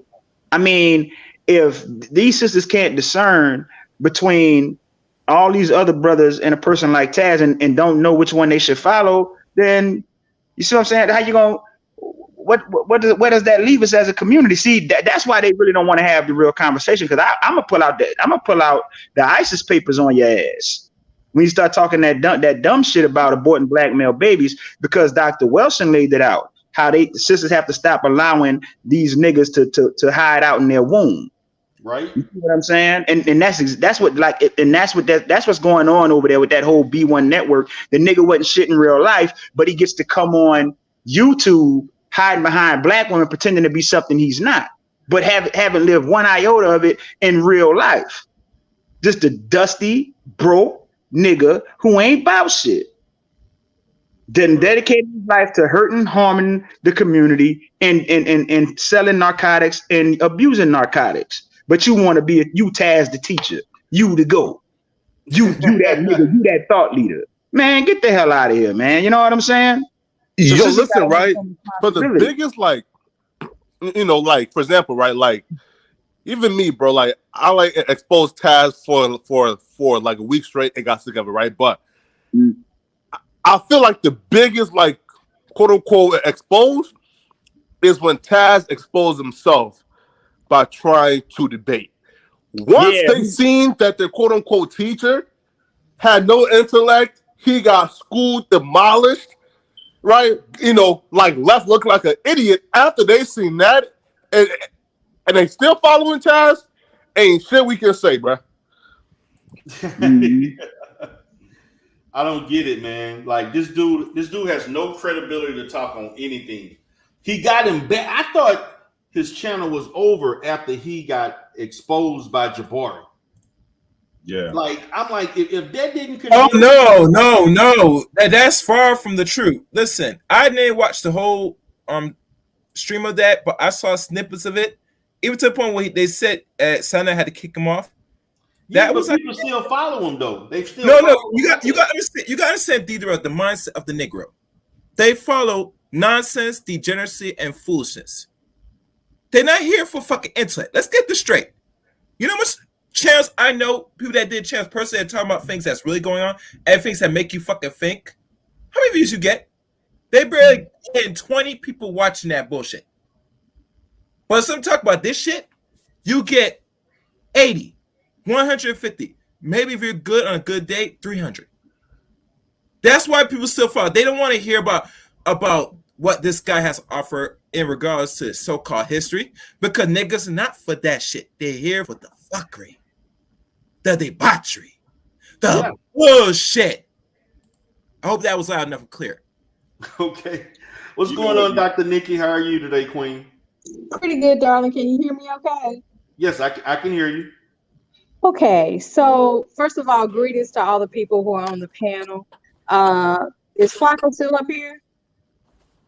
Flacco left. Oh, okay. Well, hey, Flacco, darling. I didn't get to speak to you last night as you were trying to be a protective shield for Star Mix. But Bombay, how you doing, baby? Oh well, you know, I can't call it. I'm just sliding. Okay, well, keep sliding, nigga. So I wanted to add just a little bit. Gosh, it's this conversation is so problematic for me on so many levels, as someone who is a scholar.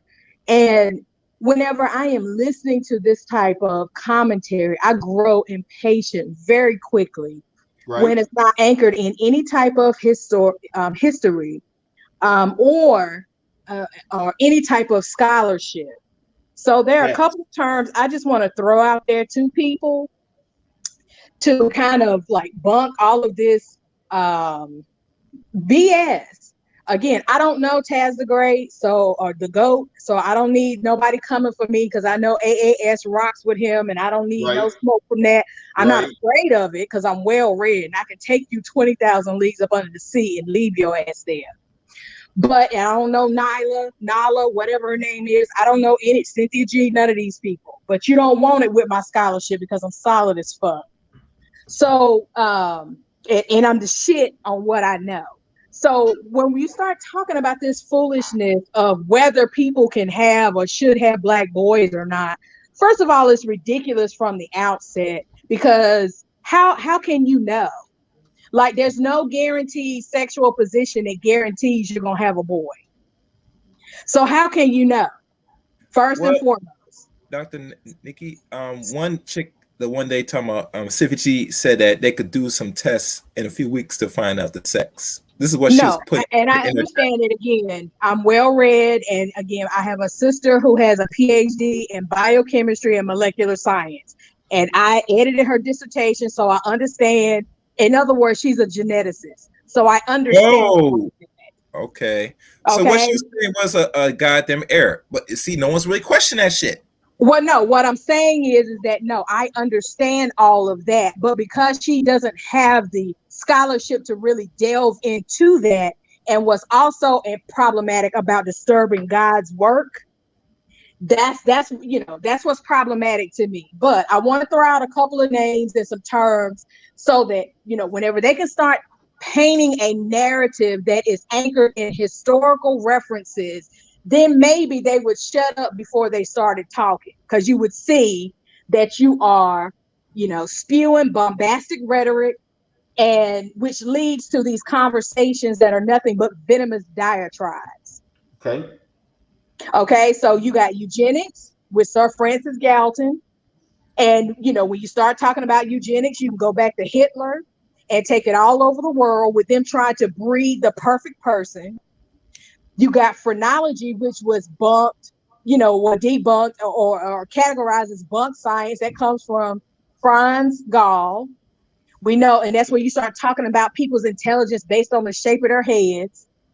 You have the act of lynching, and I can take that to literature. There's a whole genre of theater that's called lynching dramas, where Black women, because of their fear of Black men leaving the home at any time of the day and not coming back because lynching was at an all-time high, would commit infanticide whenever they would have their sons and realize that it was a son, because that was the only way they felt they could keep them safe. Okay? Interesting. Wow. There's a whole genre of that. Wow. And one of them is by Georgia Douglas Johnson. It's called A Sunday Morning in the South and Safe. But it's a whole anthology on that. And when you talk about what a woman goes through as she's carrying her child, and back then they didn't have that technology, but upon the birth of that child, she said, the only way I can keep this Black man safe is to kill him now. We don't even want to talk about the trauma that cause, or the psychology of that. Facts. Okay. So then you have genocide, which everybody knows. I want to take it to the Black people in Australia with the Aboriginals. There's a movie called Rabbit Proof Fence that talks about how these good old white folks go to Australia and say that the only way we can save these people is to breed with them and then take the children from these women. Yep, they did that. And raise them as white. And they sent them back when they were older, all screwed up. Absolutely. Send them back disconnected as a motherfucker. That's a problem. Oh, so wow. Let me go ahead to some other things. Thank you. Let me go to some other things. You got the Tuskegee experiment, which changed up the way we do research, because now you have to go through an IRB when you're testing on human subjects.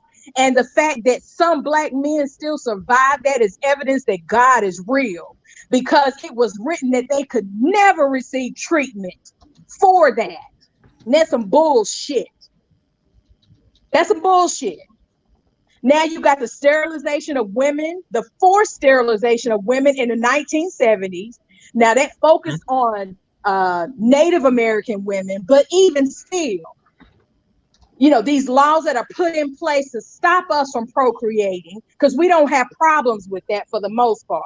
Nope. Yeah. Then you got Charles Darwin with the survival of the fittest in the animal kingdom, and we are mammals, so that means that we're a part of that.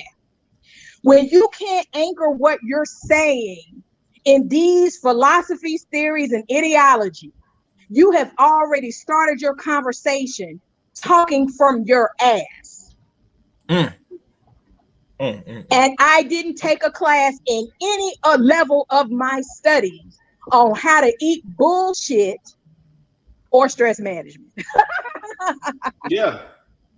So that's why I get stressed and I get hot up under the collar when you have people who have influence and a reach as vast as these people do to spread your bullshit. This is why I don't follow these damn broke ass hoteppers, because basically you're nothing but a parking lot, street corner philosopher. Facts.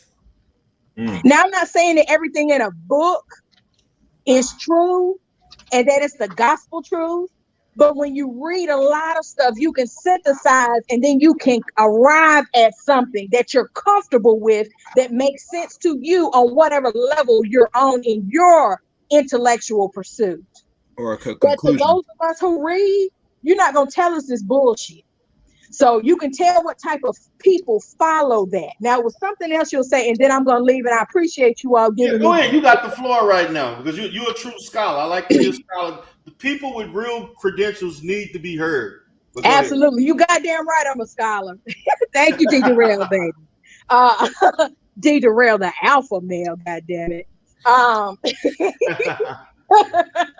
But you're going back to these ideas of what it means to abuse the reach that you have, to misinform. Again, we can go back to the miseducation of the Negro and talk about the impacts of that. Yeah, because we spent it back 90 years, almost 89 years ago. Miseducation. Why? Because white folks want you to be miseducated and not feel shit about your damn self. This is why you can't talk about the great Marcus Mosiah Garvey without reading all of his shit, because we revere him because he is the first person to give us a blueprint for Black entrepreneurship. And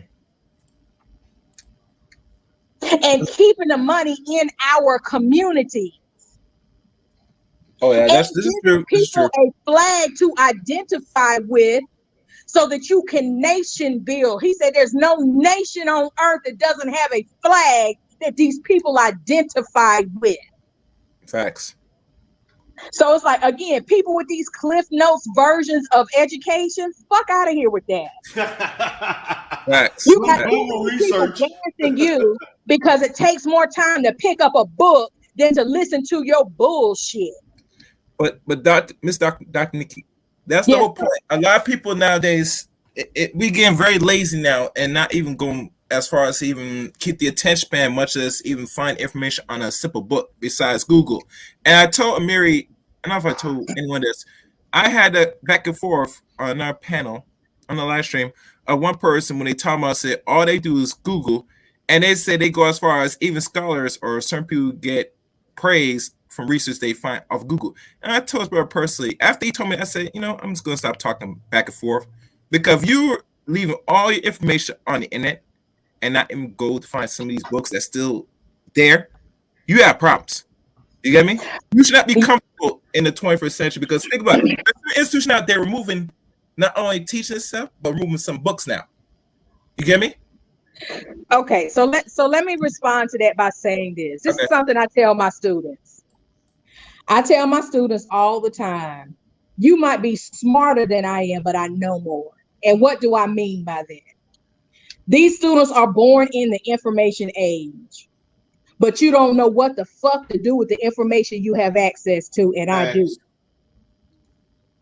So you might be smarter than me. I'm gonna let you have that, but I know more because I know how to use the information I have access to. So I don't have a problem with somebody using Google as a starting point, but that should not be your start and your end. Facts. So you're not going to Google me to death. As I said, I'm going to take you 20,000 leagues up under the sea with information where I'm comfortable and where people need scuba gear to come visit me, and I'm going to leave you there. All right. Excellent. Well said. Dr. Nikki Proctor. I know you got email. Dr. Nikki, I would like to email it if possible if you want. Oh, What's up, listen, recognized that's gang? no problem. I'll put it in the back chat. Thank you. But Thank you. sure, absolutely. I will talk to anybody who ain't talking from their ass, because that means you ain't even made it up to talking out the side of your neck yet. What's up, recognized gang? What's good with you, D? Peace to the What's chat. up, brother? Yeah, I'm actually glad that Dr. Nikki was here today to bring up eugenics and Darwinism, because at the end of the day, I believe that these statements from Cynthia G about essentially eliminating the black male race, I believe that's an act of war, and I'm gonna make that plain. That is an act of war. So just as Darwinism and eugenics self-hatred and treasonous, actually. So I think we should give credit to the people and their level of intellect, and stop saying that these people are unintelligent. These people actually are very intentful, and they know exactly what they mean by what they say. So everything that you said is correct. But I believe that they intend to start a new race. I don't think that they are aloof in any way about what the implications behind what they're saying, as far as eliminating and aborting black male babies. I mean, obviously, there's only one result that could come from that. So these people have clear intentions, and I think it's just another ploy. I liken it to the Democratic Party. You know, a lot of times, you know, they say certain things vaguely, but the people who are in the know, they know. So I think we all realize and recognize exactly where they're coming from with this. So we should call it what it is and treat it as such. I believe that's an act of war. And if we don't treat that as treason, then where does that leave us? Now, let me ask you this as a strategy. Do we all believe that, at least in this regard, as it relates to abortion issues, should all black people, specifically black men, and all black women who disagree with this whole ideology, should we become conservative, or at least conservative leaning? I'll leave you with that. Oh, hell no. You're not going to take away my right to choice. But I will say this about, it was something that you said about, oh, good Jesus. I lost my train of thought. You said something that sparked, I'll come back to it. That's what happens when God leaves you for a second to put his eye on somebody else. You forget your train of thought. Okay. What's going on, honey? Hey, that's some bullshit. Hey, D. Darrell. Hey, TMK. Hey, my baby, Dr. Nikki. Honey Darrell, B. thank you so much for this panel, because Dr. Nikki, when I listen to her talk, it reminds me of something that I didn't study when I was in school, but I learned it through Twitter when they was having like Black Twitter and whatnot, of Dr. Francis Wessling and everything like that. And I'm enjoying this conversation, but I'm really up here, D, because of the fact I want to thank you openly. Okay. And I mean this from my heart, because like I say, yeah, we have counselors and everything like that, but a lot of times they throw the white ones on us. They throw the black ones on us that has the whiteness to it. But Darrell, I came to you and I asked you to help me. I wanted some understanding on some things, and you did not hesitate to make a video to help me, right? And I wanted to give you your props. I done did it on other pages, but it's only right for me to come here where you are and to say thank you. And that's a separation from quote unquote the Godfather stuff and all this kind of stuff. Only thing that I can testify to is that when I needed you and asked for your help, you was there for me. And I want to let everyone know on this panel and in the chat, I want to say, Darrell, thank you so much for using your knowledge and your seat of the degree that you have to help me. Okay, I appreciate that. And Dr. Nikki, thank you for bringing this discussion and stuff like that, because we really are into a phase of Black.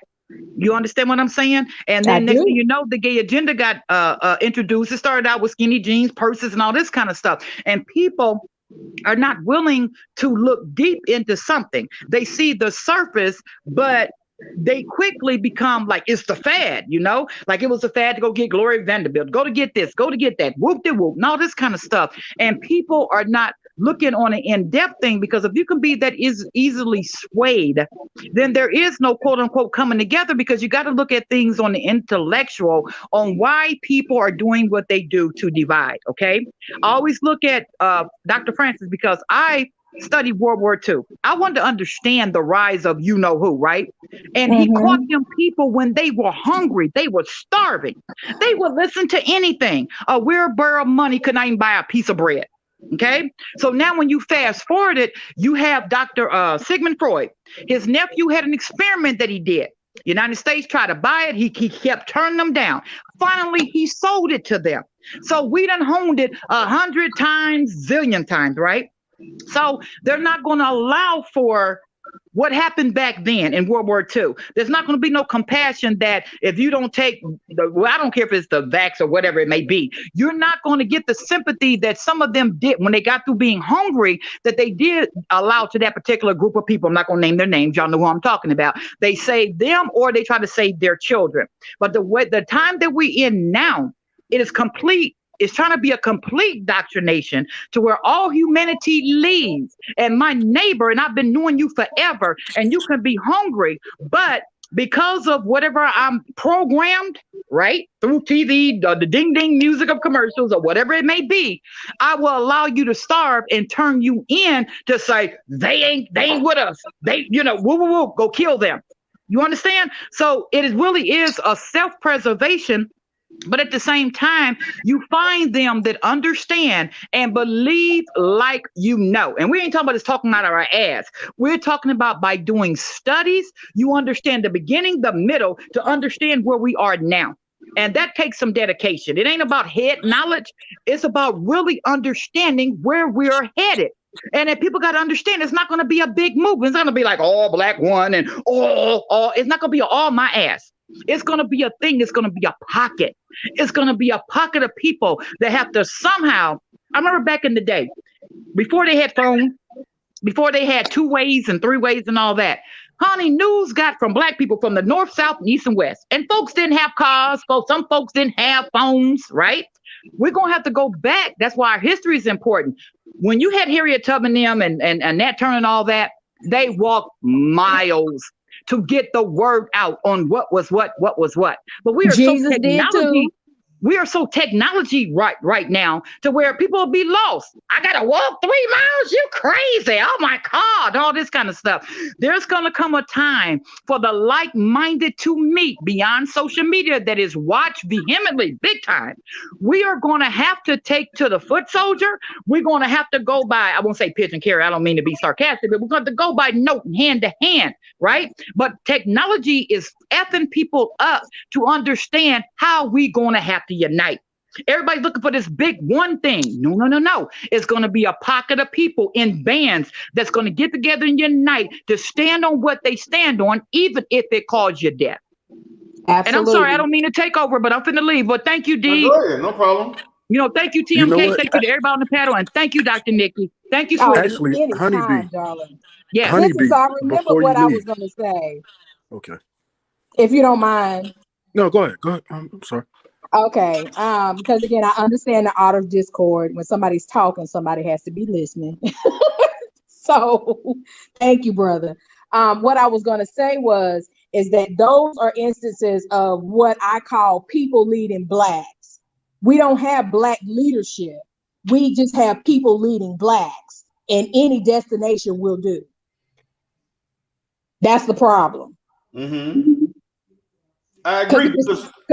Because brother was talking about how these people do know what they're doing and this, that, and the third. That's what I mean by that. So people will hold them, to this high esteem. And I'm not saying that they don't have usefulness, because it takes a lot to stand up and stand on something. But again, this is why I say I'm solid, because my stuff is evidence-based, not I heard that I heard and somebody had said once said. No, I know what was said. I can take you to the page and I have a clear understanding of what it means, because I have taken the time, necessary to understand and then be able to apply. I'm not stuck on low order thinking.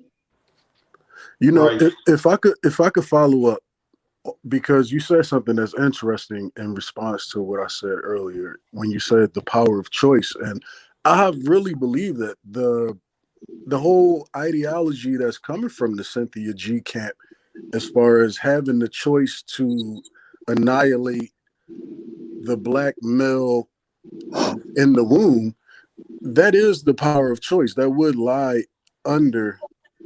No, that's that specific intention and category. that's target.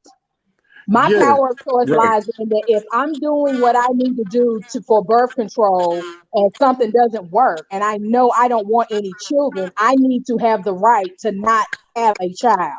I am married and I'm not stop fucking my husband just because. I'm sorry.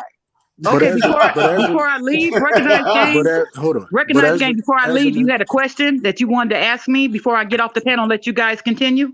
yeah, I really wanted both of the ladies up here perspective, because this essentially is a power of choice topic. Now, these women are claiming that they want to choose to annihilate the black male child in their womb as a strategy. But it is their choice as an individual or medically. So I'm wondering, how do we combat that, either politically, or how would you suggest, or what would be your exhortation? How will we combat that ideology and that mission? Because it sounds like something that we're actually tabling, and it's something that we believe they're actually intending to do in some way. So how do we combat that if we're going to continue to vote for the power of choice? Now, if I can say something before I leave, is this. Now, we got to understand something. The enemy, whether anybody want to call it the W person or the demonic spirits itself or whatever, we got to go back to the book of Moses when, the book back in the Old Testament when they want to get rid of all the boys, or even you go mafia. Even if you was a young boy, they wanted to kill you because they knew if you grew up and found out what this person did to the other, that was going to be quote unquote a formidable enemy. Okay. And my thing is this, and I'm just speaking for me. I'm not acting like I'm some intellectual. I'm just talking about some things that I have read over the years and everything like that. Sometimes we cannot kick out the old because quote unquote newest came in. I look at the new as being someone that was able to take a study a bit further. Okay, yes. Not to dismiss. So when Dr. France Wessling said what she did, right, in her studies, I got a problem with anybody that want to diminish what she said. I go for them who build on. See, this is why white supremacy is so prevalent. The Nazis, the skinheads, what they did, they wasn't the type of people that dismissed the groundwork. What they had enough sense to do was build their own. Well, I might have missed in my era, because in my era, maybe it was just typewriters. You understand? And maybe a certain technology wasn't out. They had enough sense to build their own, not to destroy the foundation that was laid.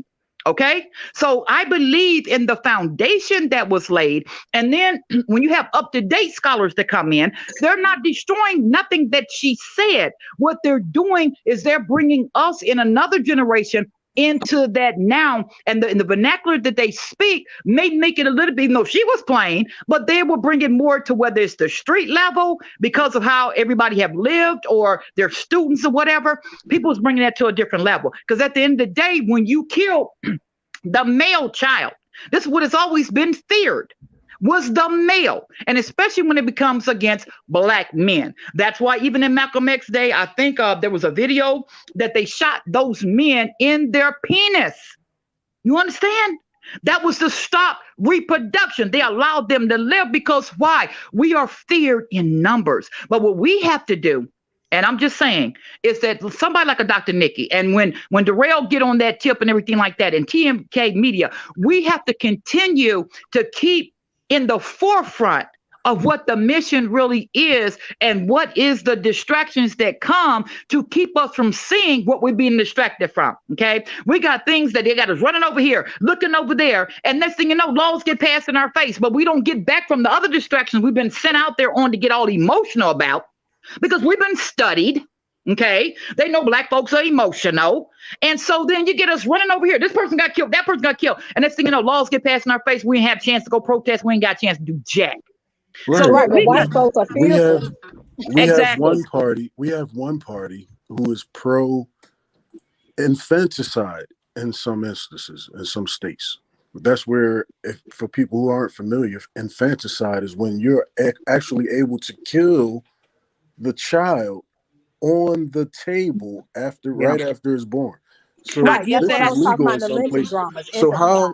so what I'm saying is, how do we politically, and I'm trying to really be laser focused on the topic, how do we politically eliminate the possibility of this ideology of kill the black infant or kill the black male child in the womb? How do we combat that politically? I get that. But see, this is the thing. Politically, if we really think about it, what has politics really done for black people? If we really be honest about it. Well, it's Nothing. giving women the I'm right not trying to to be funny. Only thing, choose. hear me out. Only thing I'm trying to say, it still goes back to this. When you lose your individuality of what you have studied yourself and common sense. I'm not coming against nobody's network. I don't care if you be one, blue one, my mama's one. Okay. I don't care nothing about none of that.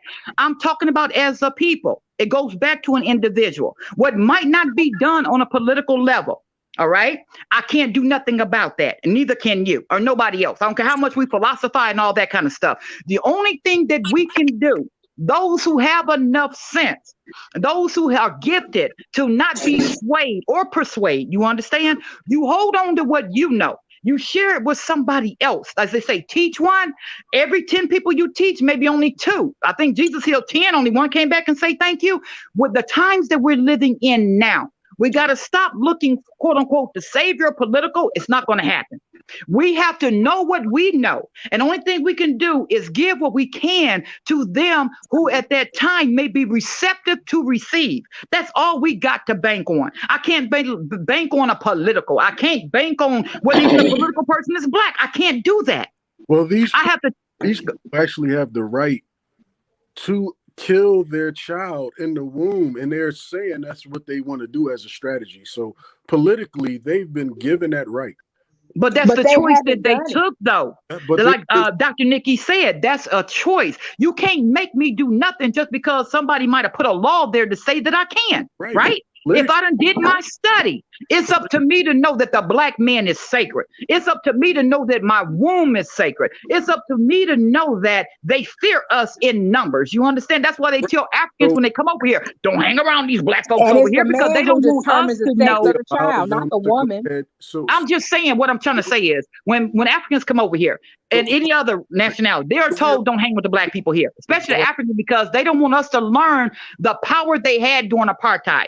They don't want that given to us. What I'm still trying to say, yes, it's a choice, but if you are learned enough, okay. All right, but they have chosen. They've chosen. So politically, and whatever other way, whatever other tactics you want to apply, how would you combat this strategy? Because they have every right to do it.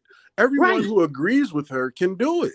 So but I how can't would combat, you combat it? But baby, I Or can't is this combat. just a I power can't line? combat your Because we choice. can combat that. No, I cannot combat. No.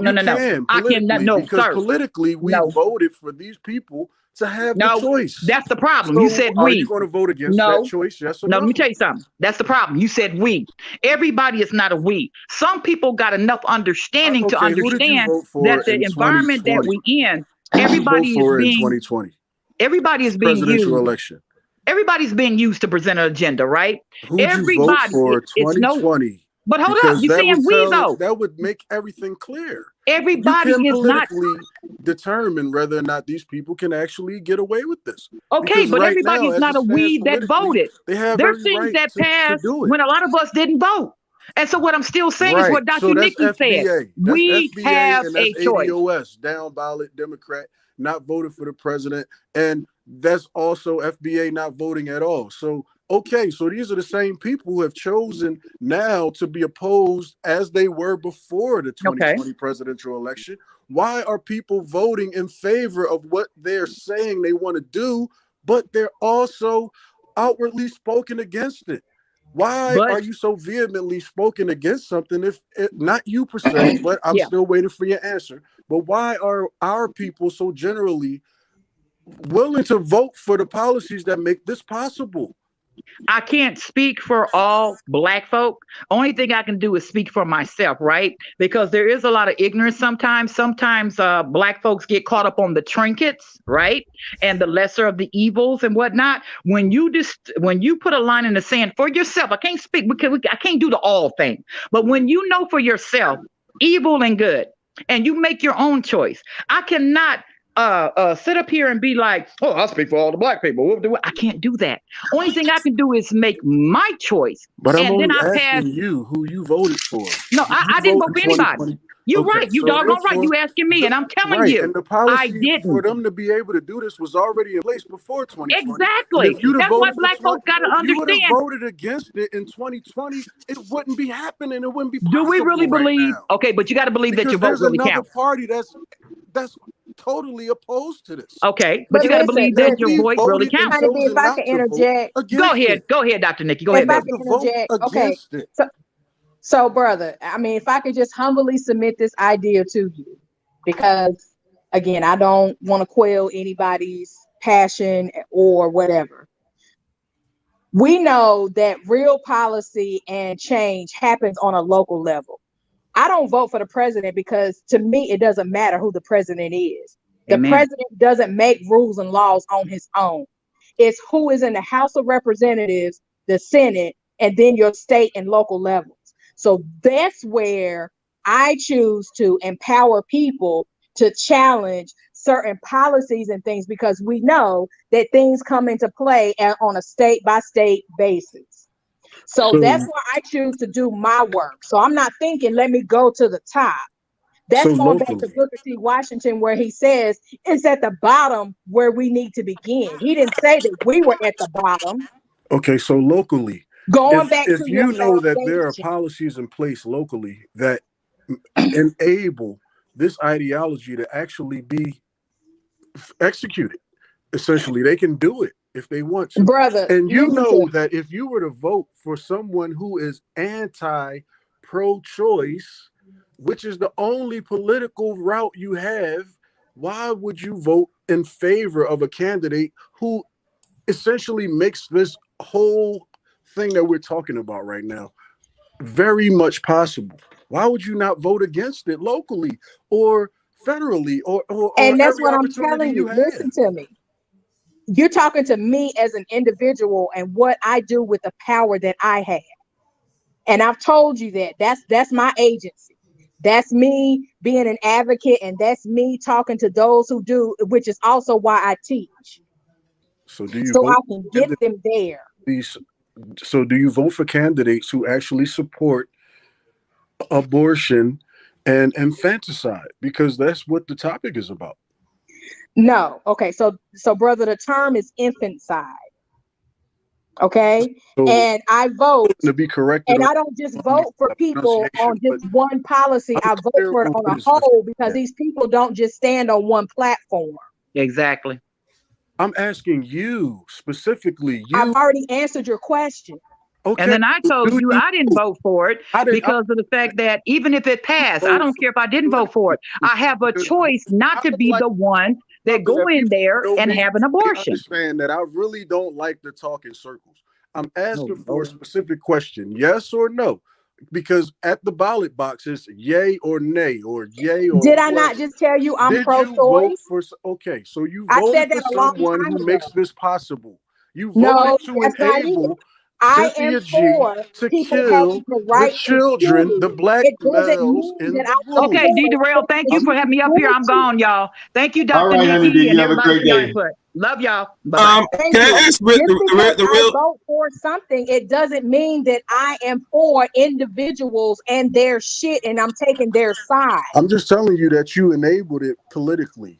And you can't tell me that because I did not. You did. I mean, there's two sides to it. You either that's like voted you're telling in me that because favor I of the vote period pro-choice that or I you support voted racism. against the That's not pro-choice. true. These people have a choice. They have the Listen to power me, of brother. choice. See, this is why And you it's voted for the difficult to power of probably choice. talk to people like Taz and NYLA because they don't. No, I mean, I'm making a really valid point. I'll stop You're talking really and you go not. ahead and talk about what I'm saying, because You're really only not. thing And I am politically that's talking being about what you're discussed is saying, but I'm whether or not going not to they argue can with you either choose because you have the to right to think the eliminate way the you black do. male child in the womb.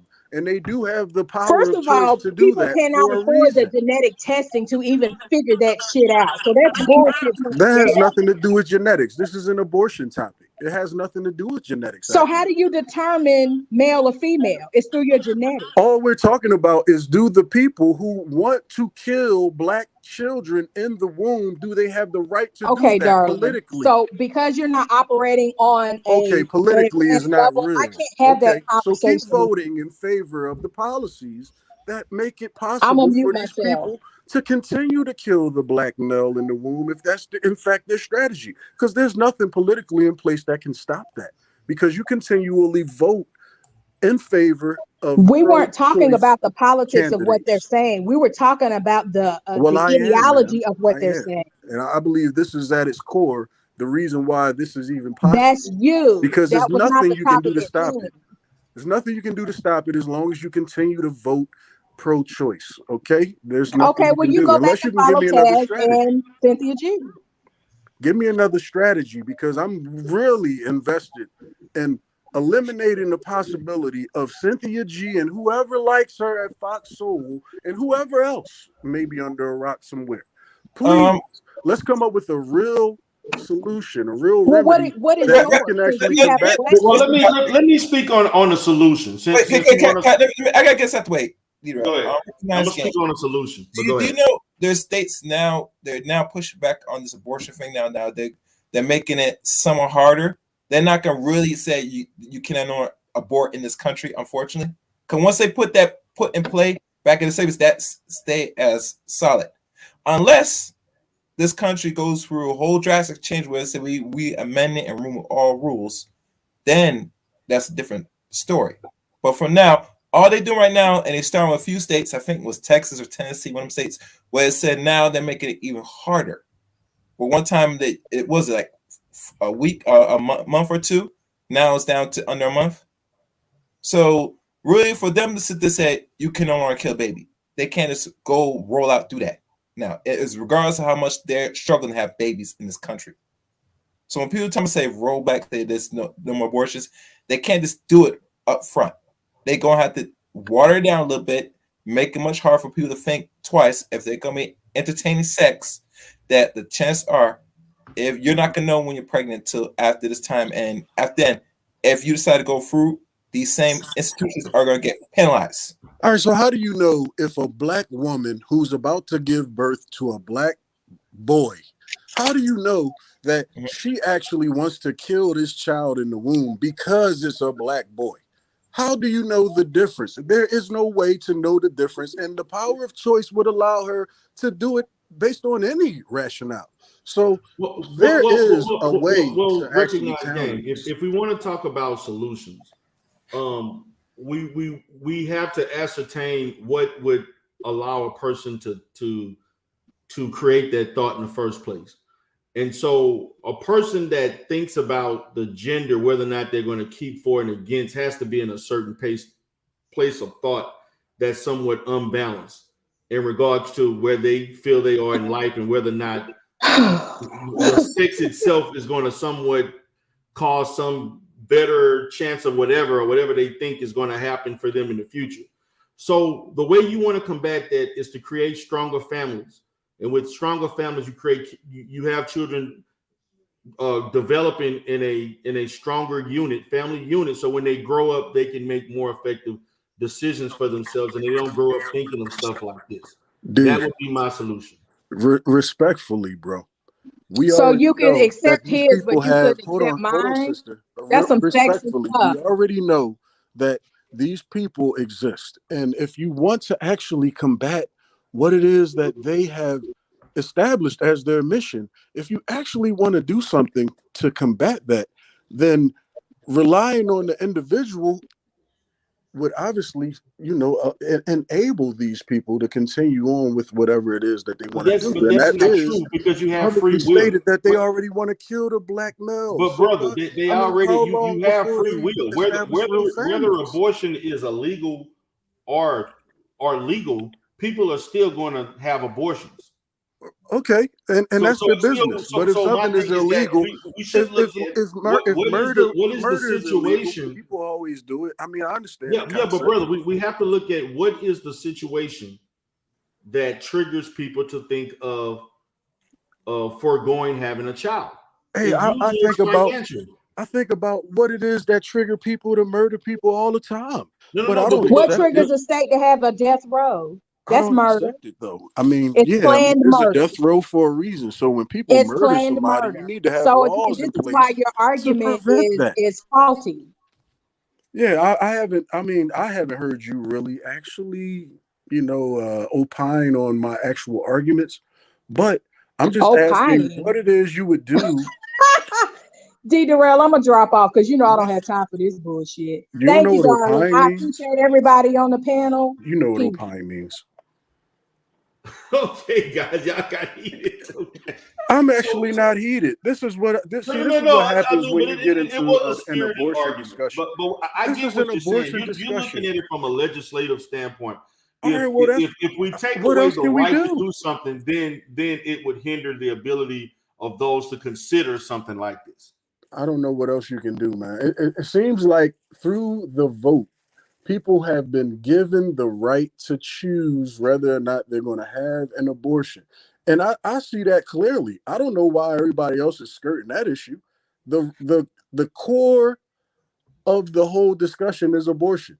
Now, if people have the right to choose, then therefore they can choose based on whatever. I know a girl that, she was a girl at the time, a young woman at the time. She chose to have an abortion because she was going to Cancun in a couple of months. And she wanted to wear a bikini. I was like, oh, damn. I mean, I had nothing to do with her, but I know that's a fact. So, okay, that's her business. You can choose to have an abortion based on anything. So this whole discussion is about the power to choose. And if there's a certain group of people who want to choose to have an abortion because the child is going to be a black male, okay, well, what's stopping them? That's all I want to know. If you want to say, okay, well, we got to look forward down the line, a couple generations later, we got to look forward to these people changing their own ideology, because I haven't heard anybody tell me how we're going to have any impact on the way they think right now. We're just going to wait around auspiciously and just hope that these murderous, genocidal, Darwinist, eugenics people are going to just change their mind. I don't think that's going to happen innately. I think that's something that's going to have to be politically, and quite possibly a lot of other tactics might be necessary to apply in opposition to that. Well, again, as I stated, and you also got to look at the people that have constructed this argument. They're not healthy people. And so again, that's my argument as far as developing stronger mental, having people growing up in better environments. Both of the people that were up there talking came from broken homes, broken situations, trauma, and so drug abuse from parents and so on. So they did not grow up in the kind of environment that I just talked about, that if we had our kids growing up in stronger family environments, it would systematically alleviate those who would think like this or even consider aborting their child based on gender. That's my perspective. As far as, to me, it doesn't matter whether it's legal or not. It's still incumbent upon the female to decide whether or not they're going to do it. But no female is going to abort their child for the most part. Okay. And as far as from a probability standpoint, if they're in a good situation. Now, as far as the situation you just spoke of, that person to me did not get an abortion for what I consider a legitimate reason. But that's my opinion. That's my opinion. Right. Others may think otherwise. There's nothing stopping her. It doesn't matter what the reason. If a person chooses to undergo an abortion, it's up their right regardless. Now, I disagree with that, but that's my position. Okay, so if you disagree with that, why would you vote for candidates who support it? Well, their candidates. See, I hear the policy could be changed if we vote differently. Okay, I'm gonna say this as regards to voting for candidates who do and don't. There's good and bad in both. I vote Democrat and Republican.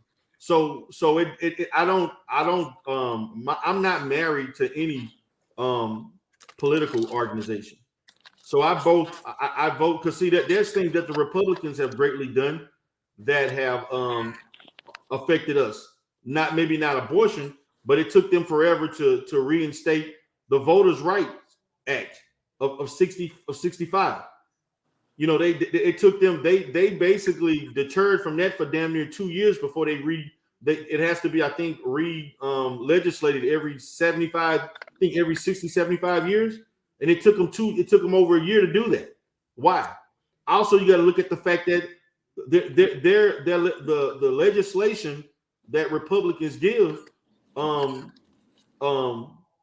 also in itself, a lot of that stuff as far as taxes, as far as not lowering taxes for the lower economics and constantly giving tax breaks to people who can't afford it, like myself.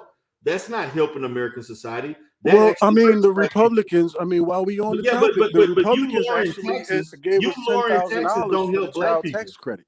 The child tax credit that got increased by the Republicans.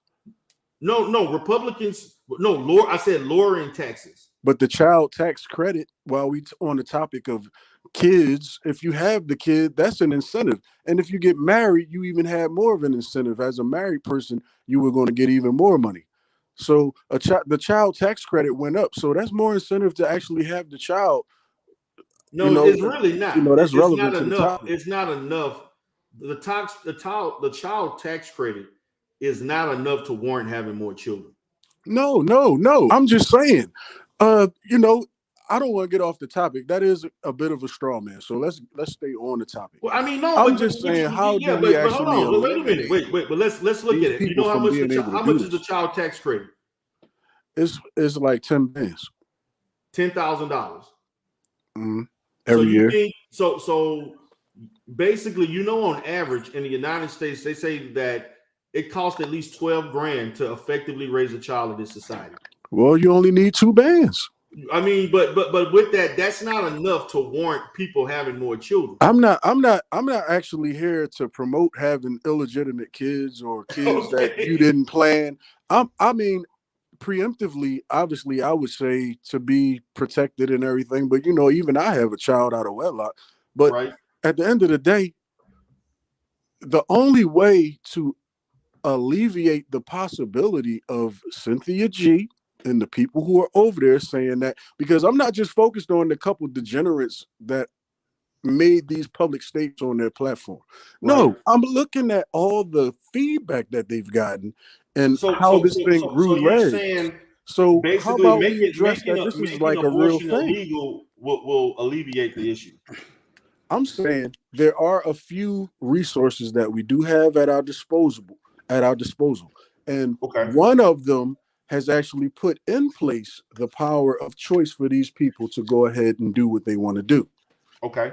So politically, that's one way that we can go at it. I was actually asking because I thought Dr. Nikki and Honeybee probably had some insight on this, because it sounded like they wanted to stop this from happening. So I'm thinking, okay, politically and what other ways can we see that we can stop it? To choose. As a woman, they're looking at it as their right to choose what they want to do. As far That's exactly how the other people are looking at it, D. That's my point. They have a right. Dr. Nikki. And if I may interject, in the afternoon, everybody. And everybody. If I may interject, though, too. At a certain point, people are taking up crosses on issues that no longer don't really necessarily affect them. And what I mean by saying that is, after a certain age for women, the issue of pregnancy no longer necessarily becomes a concern for them, right? So more so now you're taking up the cross and bearing it for other women, and just as a sign of solidarity, and I'm all for that. But let's just to be honest with it. Okay. Well, okay. So you mentioned one particular solution. So what are the other 2 resources that you were thinking of? Recognized game. Oh no, actually, I just came with the political aspect. Yeah, but When I but was I wanted asking, to know the other as far as the you said we have like yeah, several I resources. don't know. That's what I was asking. I was hoping I could get that from you and Dr. Nikki and Honeybee. I was thinking politically, it's obvious, a clear path. Politically, you have to vote against the power of choice because these people have the power of choice because of that vote. But people are Now, not what going else to would you stop do? committing abortions because of politics, No, I don't. I mean, that's on them. If you do something illegal, you know, it's laws and you know, right? everything, checks and balances. You take care of stuff. But I'm not going to vote for it. I think Right. when you make things illegal, it does curve the scope of how abundant that particular behavior or whatever it is that's prominent in society. It does curb it to a degree because there's checks and balances in place. So I do believe that less people murder other people because they know they'll go to jail for it. You So did make I'm an not excellent saying it's point going there to when he stop said checks and murder, but balance too, my brother. say that again. There is, for most anything that you do that is illegal, there is a recourse to your action. But it Yeah, but seems not like, abortion. but for us now comes for abortion, right? It's like, even though they are limiting it, I am one person. I'm pro-life, and I would vote against people who don't necessarily adhere to a lot of my own belief systems. But sometimes you gotta give and take because you may have a candidate as majority in this line and then a couple of 2 or 3 things that you're against. Now, again, that's saying that I am pro-life, but I am not against a woman going to get an abortion. I'm just not supporting it. I'm not putting my money behind, and I don't want my money to go behind it. But by all means, that's what you so choose you do. The brother said one thing in the comment section too that I wanted to highlight. He said, men marry women that are against abortion. But as you know, with anything with people, this is the world that we live in. People are very good at sometimes deceiving you, misleading you. If we said, say, a woman that was married for 5-6 years and she came back and said, my husband cheated on me, I didn't know he was like this. Well, it's not likely that you're going to hear other men say, well, you should have chose better. Too quick to say you should have chose better, you chose wrong. So in the same vein that you say men should choose better or choose women that are less likely to, abort their babies, you don't know necessarily always upfront with the person that you're dealing with unless y'all are having really in-depth conversations and they're being open and honest with you. Because if they find you attractive or they like you, they may put on the front. You know what I'm saying? Yeah, I'm not saying that you're going to know. I mean, unplanned pregnancies happen. Parenting, unplanned parenting happens. Pregnancies. I mean, That's just, a lot of times that comes from but recklessness I'm too, my not going. brother. I have a baby that's I'm trying potentially to mine figure on the out. way, and I was being reckless. All right, but But how do again, you because this young stop? lady was dealing with me and another man, Getting she away was from the being topic. reckless on her part. She can't tell who the father is. What about the black woman specifically? I mean, because I just want to know how we combat it, or maybe we just talking about it. But how do you No, there combat is some the ways to people? combat Hold it, up, but brother. Hold up. it's How do you likely that what combat can the go on the people books to do who it. are I saying have they 2 want to kill the ideas. black baby in the womb, man? That's all I want to know. How you do There it? is kind of 2 ways. There's a couple of ideas that come to me to combat it, but they, Tell me the one. they Tell say me the sometimes first go one. to the extreme and then try to meet Tell in me the the middle, first right? one, yo. Tell me one, because we just China here for talking. one. Yeah. Oh, hello. Tell What's me up, Zone? one. How would you stop the Cynthia G from aborting a black boy because it's a black boy? You Tell really me how you can't, Oh, bro. stop it. there's no way Recognize you to. really can't It stop is In a it. way this to current stop it. moment, there's no way to do There that. is. What I was saying, the idea though that would make people want to stop having abortion so readily, just like how China, they used to have the 1-child policy, right? But because their population numbers were dwindling, they were incentivizing people to have a child, or they took away that policy. And I think there's one country that is giving a stipend to people to have children. Okay, So politics. again, it's involving the government and Right. incentivizing people to Politics. have So kids. tell me politically, what would you vote for? Would you vote for There pro-choice is if you no wanted to bill stop like this? that, but Or I'm would you saying vote for pro-life? incentivize childbirth, but there is nobody promoting that. It is. That would be a solution. Incentivize childbirth by because It again, if is. You our just said numbers you are dwindling pro-life, in bro. this nation, right? That makes another nation, say like China, who is our competitor, stronger. And of course, the United States wants to be big and bad and number 1 on the stage. If you incentivize by your first child will give you a $6K or a $7K stipend, if you bring the child to full term of birth. If you don't want to do that, ergo you can give up, you can sign over your parental rights to the father and still get a 5K stipend or something like that. I'm not even clear where you stand, because you said you pro-life and you support abortion. So I don't get it. Which one is it? I'm pro-life, and I'm not going to tell if a woman wants to go and do so it. that you support abortion, but I'm not voting for someone who is pro-choice. All right, so you support abortion. I think what you might have misstepped and sidestepped. You support abortion. My nigga, I heard you. I don't support you stealing, but if you stole from the bank or you stole from a grocery store, I can't stop it. You did what you did. Okay, guys, you get what I'm saying? Let me let my brother Zone get in to get his perspective. What's up, Zone? How's it going? So this is the abortion debate that will happen, right? Yeah, because it's kind of because the issue of the aborting black children is kind of it's relatable to an abortion argument as far as the right of someone to do that in the first place. I understand. We have to look at first of these 4 points. I'm gonna say we have to look at infanticide.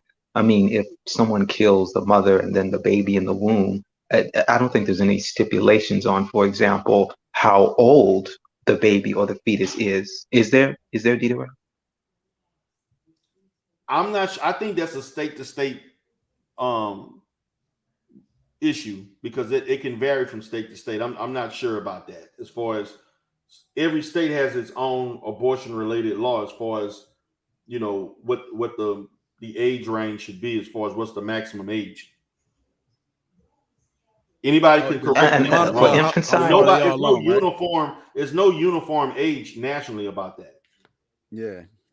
Oh, yeah.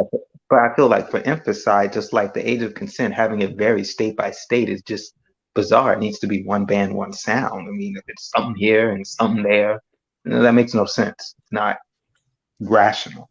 Plus, I feel like that women might have a right over their bodies, but when you look at infanticide, it shouldn't be, and I'm gonna say a little wise statement here. It shouldn't be Schrodinger's cat, both in the scientific terminology and the whether the baby is alive or not. If it's a murderer murdering a woman's baby, or if she is getting rid of her own baby. And even when I say getting rid of, so I don't like that difference there. You feel me?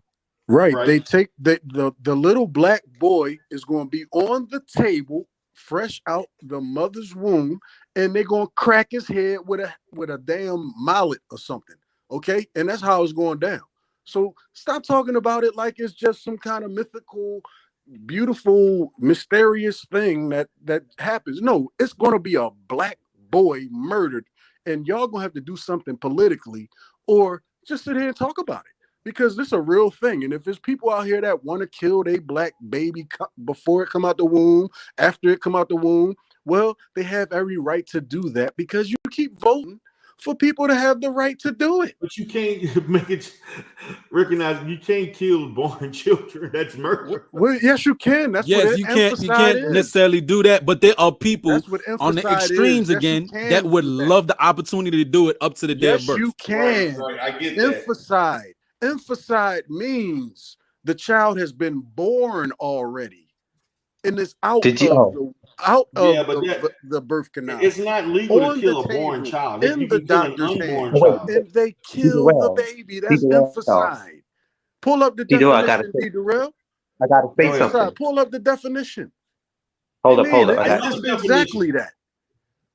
Did you know that? Did you know that in California and Maryland, they're considering a law that loosens whether a born baby that's just born, if the mother, via some stress or something, has some type of slip up psychologically, that she would not be blamed. And that's for already born baby, in case you didn't know.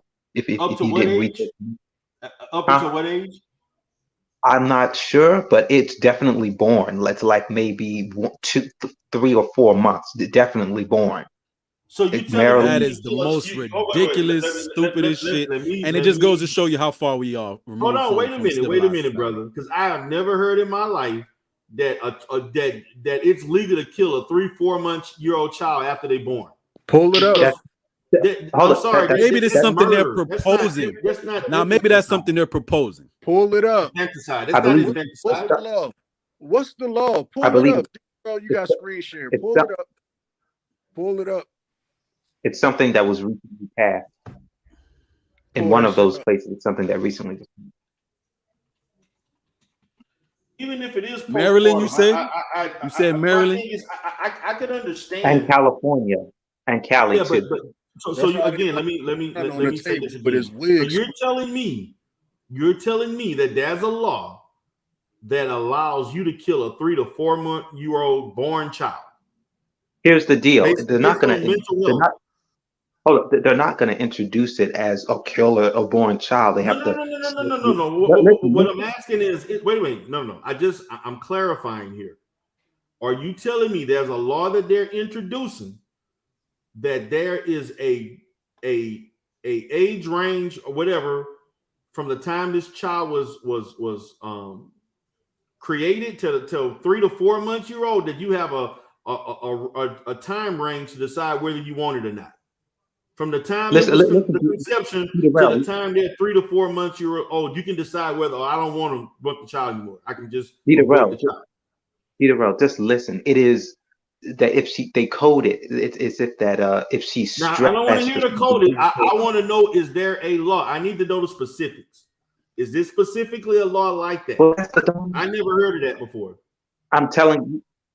Yes, I'm telling you specifically how they are coded. Let me tell you what the law No, I'm says. not asking about what they're You coding. I'm not asking about what they're coding. okay. I'm asking you specific. I'm just because I don't think that there's a law like that. I'm just there's no law that is going to allow you to kill a child after they were born 2 to 3, 4 months later. I have to. There's no way medically that would be constitutional. But listen. Put aside your absolute ideology. It's due to stress or some psychological condition. It's I not don't care killed. what the stress is. I'm a mental health professional. There's no way logically, as a professional and someone who has treated women that had postpartum depression, that legislators would consider killing a child months old. Yeah, I mean, come on, man. I'm sorry. That doesn't even make sense. Why won't y'all just pull up the law? Why won't y'all just pull up the law? If it's a law, I then see we if you should be able said to find something like 6 months in the womb or something like that, or 3 to 4 months, 6 months. Okay, I don't agree with it, but I could understand that. But not after the child is born. You killing a child while they're developing in the world. I'm just started out on YouTube, but I don't have time to screen share. I'm on my phone. But listen to this. In Florida, did you know that if you step on a certain species of crabs, you could be arrested not for murder, but for some type of hurting, harming, or killing wildlife, lesser charge? And that's crab. If it's a protective animal, yeah, I've heard of things like that. I understand that. It seemed like the infant or the fetus is in the world while it's inside of the mother. I mean, doesn't it seem like it's a real thing? I mean, why are we blurring the lines when it comes to abortion? I mean, if No, people I'm support not blurring abortion, you know, anything. you're killing a person. I'm just trying to be specific Right. I'm on being the law. specific. You're killing a life. You're killing a Yes, person. I know that. I never said that. I never said Right. I'm not against. I am not for abortion. I'm that for black life. boy. That black boy that's in there, that's about to be a whole black man one day, is going to get murked out. I understand what you're saying, but that is my opinion.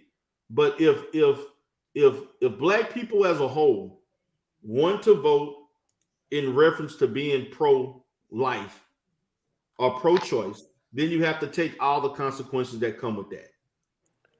How do you think Cynthia G and all of the people who agree with her on this particular agenda item, how do you think they're going to vote? Are they going to vote pro-choice or pro-life? I know what they're going to vote. They're pro-choice. That's the reason why that's the basis of. But they have a right to be pro-choice, and you do too. And if you support what they're doing or not, if you vote pro-choice, you are going to enable everything that we're sitting here talking about. So that's all. That's the point I'm making. Whether I vote, but see, this is the flaw in that. Recognize whether I vote pro-choice or pro-life, they're going to still have that same talking point regardless. Well, since you know that they have that talking point, all that I'm saying is that the people who intend to actually do this politically, we enable them when we vote pro-choice. And I'm just saying, politically is one way that we can combat this. What are other ways? I was asking that, but politically, I have a clear path. Now, what else?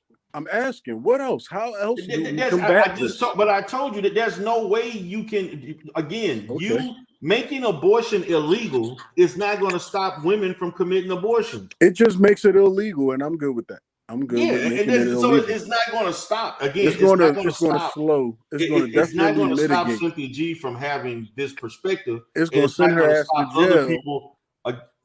It's going to send her ass to jail. Okay, well, it can send her ass to jail then.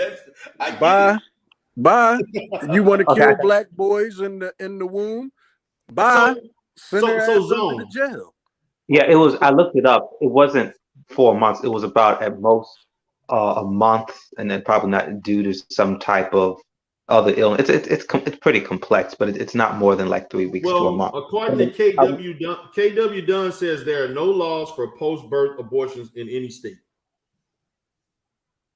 Not even did he select Maryland and California or what they were proposing? He said no state. He said no state in any state in the union. Because sometimes the fact checkers can be not all the way fact. I'm gonna say this, Zone. I'm gonna have to concur. It's hard for me to believe that there's any law murdering a child after birth. That's murder. That's murder. Now I could see limits based on the child being in the womb, but not after birth. I just can't. I don't think it's hard for me to believe that anybody's even introducing a law to kill a child after they have been born. But it's amazing. The only thing I was able to see, D. Durrell, was something that they're doing in Dutch, and it's euthanasia in children after they're born if they have severe birth defects. I do know of that. That in Dutch they do allow that. Matter of fact, they have the most relaxed laws on euphemism in the world. So they have relaxed laws in regards to that. So I could understand that. So you want to add this to the stream? Go ahead. Yeah, that's it right there. Talking about the exactly. This is the only thing I was able to find, kind of, and it's mostly in most cases, I think, even if they're talking about it, the Dutch Termination of Pregnancy Act allows abortions to be carried out up to the 24th week of pregnancy. This is the point at which the fetus becomes viable outside the mother's womb. Late-term abortions after the 24th week are excluded from the Termination of Pregnancy Act. Margaret Thatcher started all this under shit. The criminal law. Let's just remember that abortion itself, the whole program was started to kill us. So why are we skirting the issue? Look, I'm not skirting anything. I just want to keep things into perspective as it relates to what someone has a right to do based on law versus what I agree with.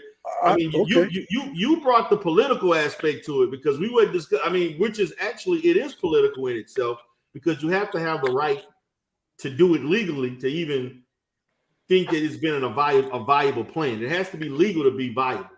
I get that. As it stands today, they can actually do this. Everybody who agrees with it, and there's nothing we can do to stop it. But the thing about it, see, but let's be realistic. Black women are not going to do that. No, the people who I'm being very specific. The people who want to do it for that reason have every right to. But that's all I'm saying. Even recognize, even the women who have the right to do didn't do it. You know why? Because those very women have children. Can I do it? The people who actually agree with it, they can do it, and there's nothing you can do to stop it. They probably have children too, and they didn't do it. You don't. I mean, look. If this ideology becomes popular, all those divesting women, I guarantee you couldn't find one woman that said, I killed my child because it was a male. Well, then it's a nothing burger. Okay, then this whole thing is a nothing burger. But at the end of the day, I saw a lot of good feedback about this. You're planning an idea to interject genocide in the consciousness of Black women on YouTube. Of Black that because that's how ideas spread and things people start contemplating certain actions by someone throwing an idea in the universe, right? And people start, assessing it whether or not you heard the lady cry. Right. Well, it's not a plan that maybe if you don't believe in this particular strategy, maybe this may not be the video for you. Maybe you just think of other strategies. Yeah, man. But this idea I said again though of like giving a stipend for births would probably incentivize people to be more likely to bring a child to full term. And then now they also got they're doing test runs with the male birth control gel. That would also bring down potentially a lot of unwanted pregnancies, because they've said so far was that they've had a high 80% success rate with all the test subjects with the male birth control gel, but it does lower your testosterone. Man, look, I don't think there's anything you can do to bring down the rate of unwanted pregnancies. People gonna be fucking every day. Is people fucking right now everywhere, unprotected? It's just what it is. I'm talking about what you're gonna do with the power of choice. All right, the power of choice is what it is. We got laws in place that are derivative of our vote. What are you going to do differently politically? Really, the only thing that I see that affects this is actually politically. But if you can tell me something else, I'm all ears. I can tell you it's something. Not an answer, but go ahead, Brandy. Go ahead. Okay, hey, hello to the brothers on the panel. Hi, how you doing? Okay, so I'm listening about this whole thing about the political. I don't, as a woman, okay, I don't need some old white man determining what I do with my body while he's taking Viagra to keep his penis up 15 hours. So that doesn't make sense to me. And I keep hearing about and I keep hearing about pro-choice. Okay, I am not for abortion. However, I do feel it is a woman's right to choose what she wants to do with her womb. So what about pro-marriage? Why is it that adults cannot have some self-control, and when they want to have children, why don't they get married? I think that would be something to the solution, instead of just having sex unprotected, just doing what you want to do. And then when the baby comes, it's oops, okay, what are we going to do now? I know Brandy, that's not reality. Right, do what you want to do. That's why people don't get married, because they want to do what they want to do. They want to do what they want to do.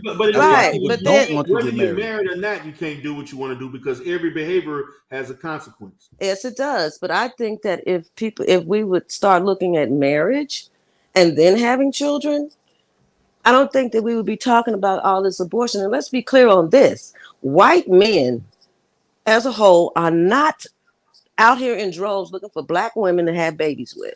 And half of these women that are up here talking about abort black babies, they got babies by black men. And if a black man came up to them today and tried to get with them, they would go. So a lot of this rhetoric that we hear is about Cash App, PayPal, views, and clicks. I don't take that shit seriously, because in real life, I am not hearing women run into an abortion clinic because they're having a black boy. That's just bullshit. I think it's unhealthy though to put that out there. But for the political part of it, I don't want an old white man determining what I do. Well, not me, because I'm done having children. But for the younger ones, I'm done. But telling these young women what they need to do with their bodies while they do everything, and then they want to outlaw it.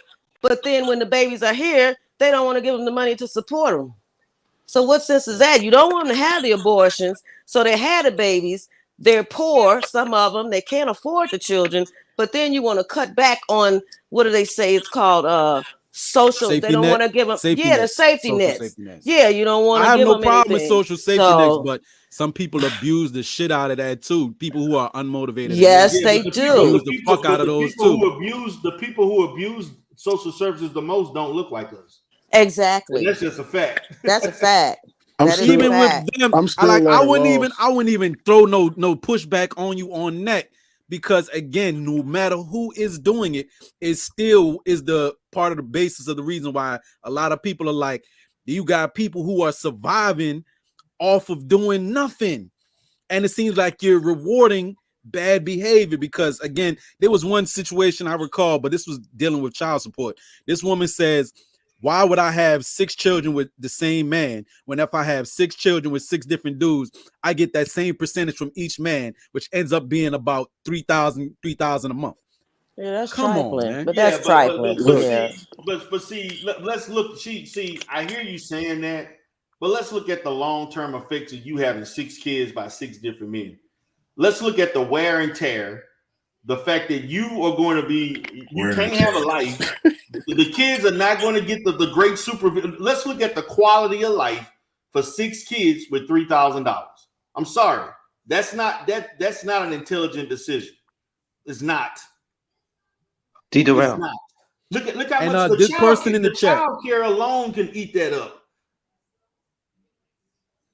You know, D-Durrell. I mean, that's not a great plan. That if that's their way of determining how they're going to practice their reproductive rights, but they're grossly misguided.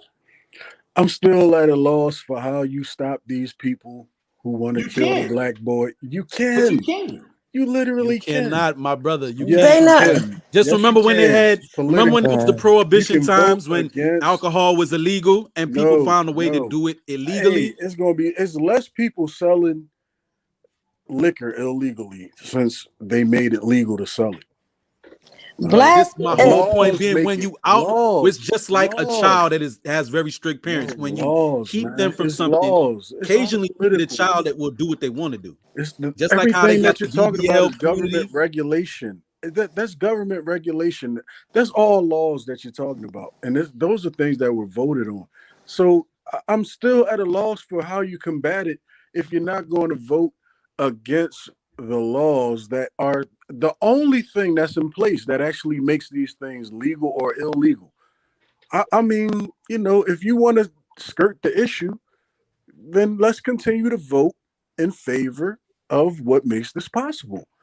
And I don't know what else to I do hear what about you're that. saying, but whether You. it's legal or not, it still can be done. That's what It I'm can saying. still be done, but it'll be illegal, and that would be in the direction of what we're No. saying. Our How opposition, do you enforce now? our How do you enforce opposition them to people it from would breaking the say law? that Because our just like opposition somebody is not to allowed to this own a just gun in New York, there's listen. a No, lot of no. guns in New All York right, but City. not to do that just do it recklessly. You know that if you do something illegal, then that is definitely in the direction of mitigating whatever it is that you're saying you don't want to do. If you want to make it continue to be legal, then you can't really have a problem with it. That's all No, I'm that's saying. not. No. That's a All bit. right, well, That's a all bit right. So extreme give of me a that. way. Give me a way to mitigate it, which You I haven't heard can. yet. All right. You So can't I mitigate think it. I have a way. I think I have a way. Politically, ain't going to do it either. I So think I have a wait a way. I minute. Make it think you're No, illegal. no. You cannot. Make it You illegal. can't say politically and make it illegal. Do you understand? I mean, if you know women, Okay. if a woman doesn't want to have a child and she's pregnant, don't you know that before this abortions came about, that women were having abortions and they were dying on the table Do you because think they were they were having going. abortions at this rate ever since it became legal? And there's a abortion clinic on pretty much within a 2-mile radius in the black community. So, I mean, if Okay. this is something that we support, then let's just be plain about it and not care Bruh, about what But somebody Brandy. you would else have is to saying. Miss give me If Sister the you want to Brandy. kill statistics. her child You would have because to he's give a me. boy, you You want would to have kill to. your child No because black woman is. you want to But let me become manager. listen. Let me assure Miss you. Sister No, I Brandy. no mean, black woman. what's the difference? But no black. Let me assure you that black women are not going to the doctor to say, "Give me an ultrasound," and if it's a boy, okay, I'm having a boy now. I'm going to Cynthia the G abortion clinic. is. Cynthia, Cynthia G and Cynthia everybody G. else That who is follows rhetoric. her and That, agrees with this but ideology is who they I'm aren't talking doing about. it. Cynthia has a baby by a black man. Are you serious?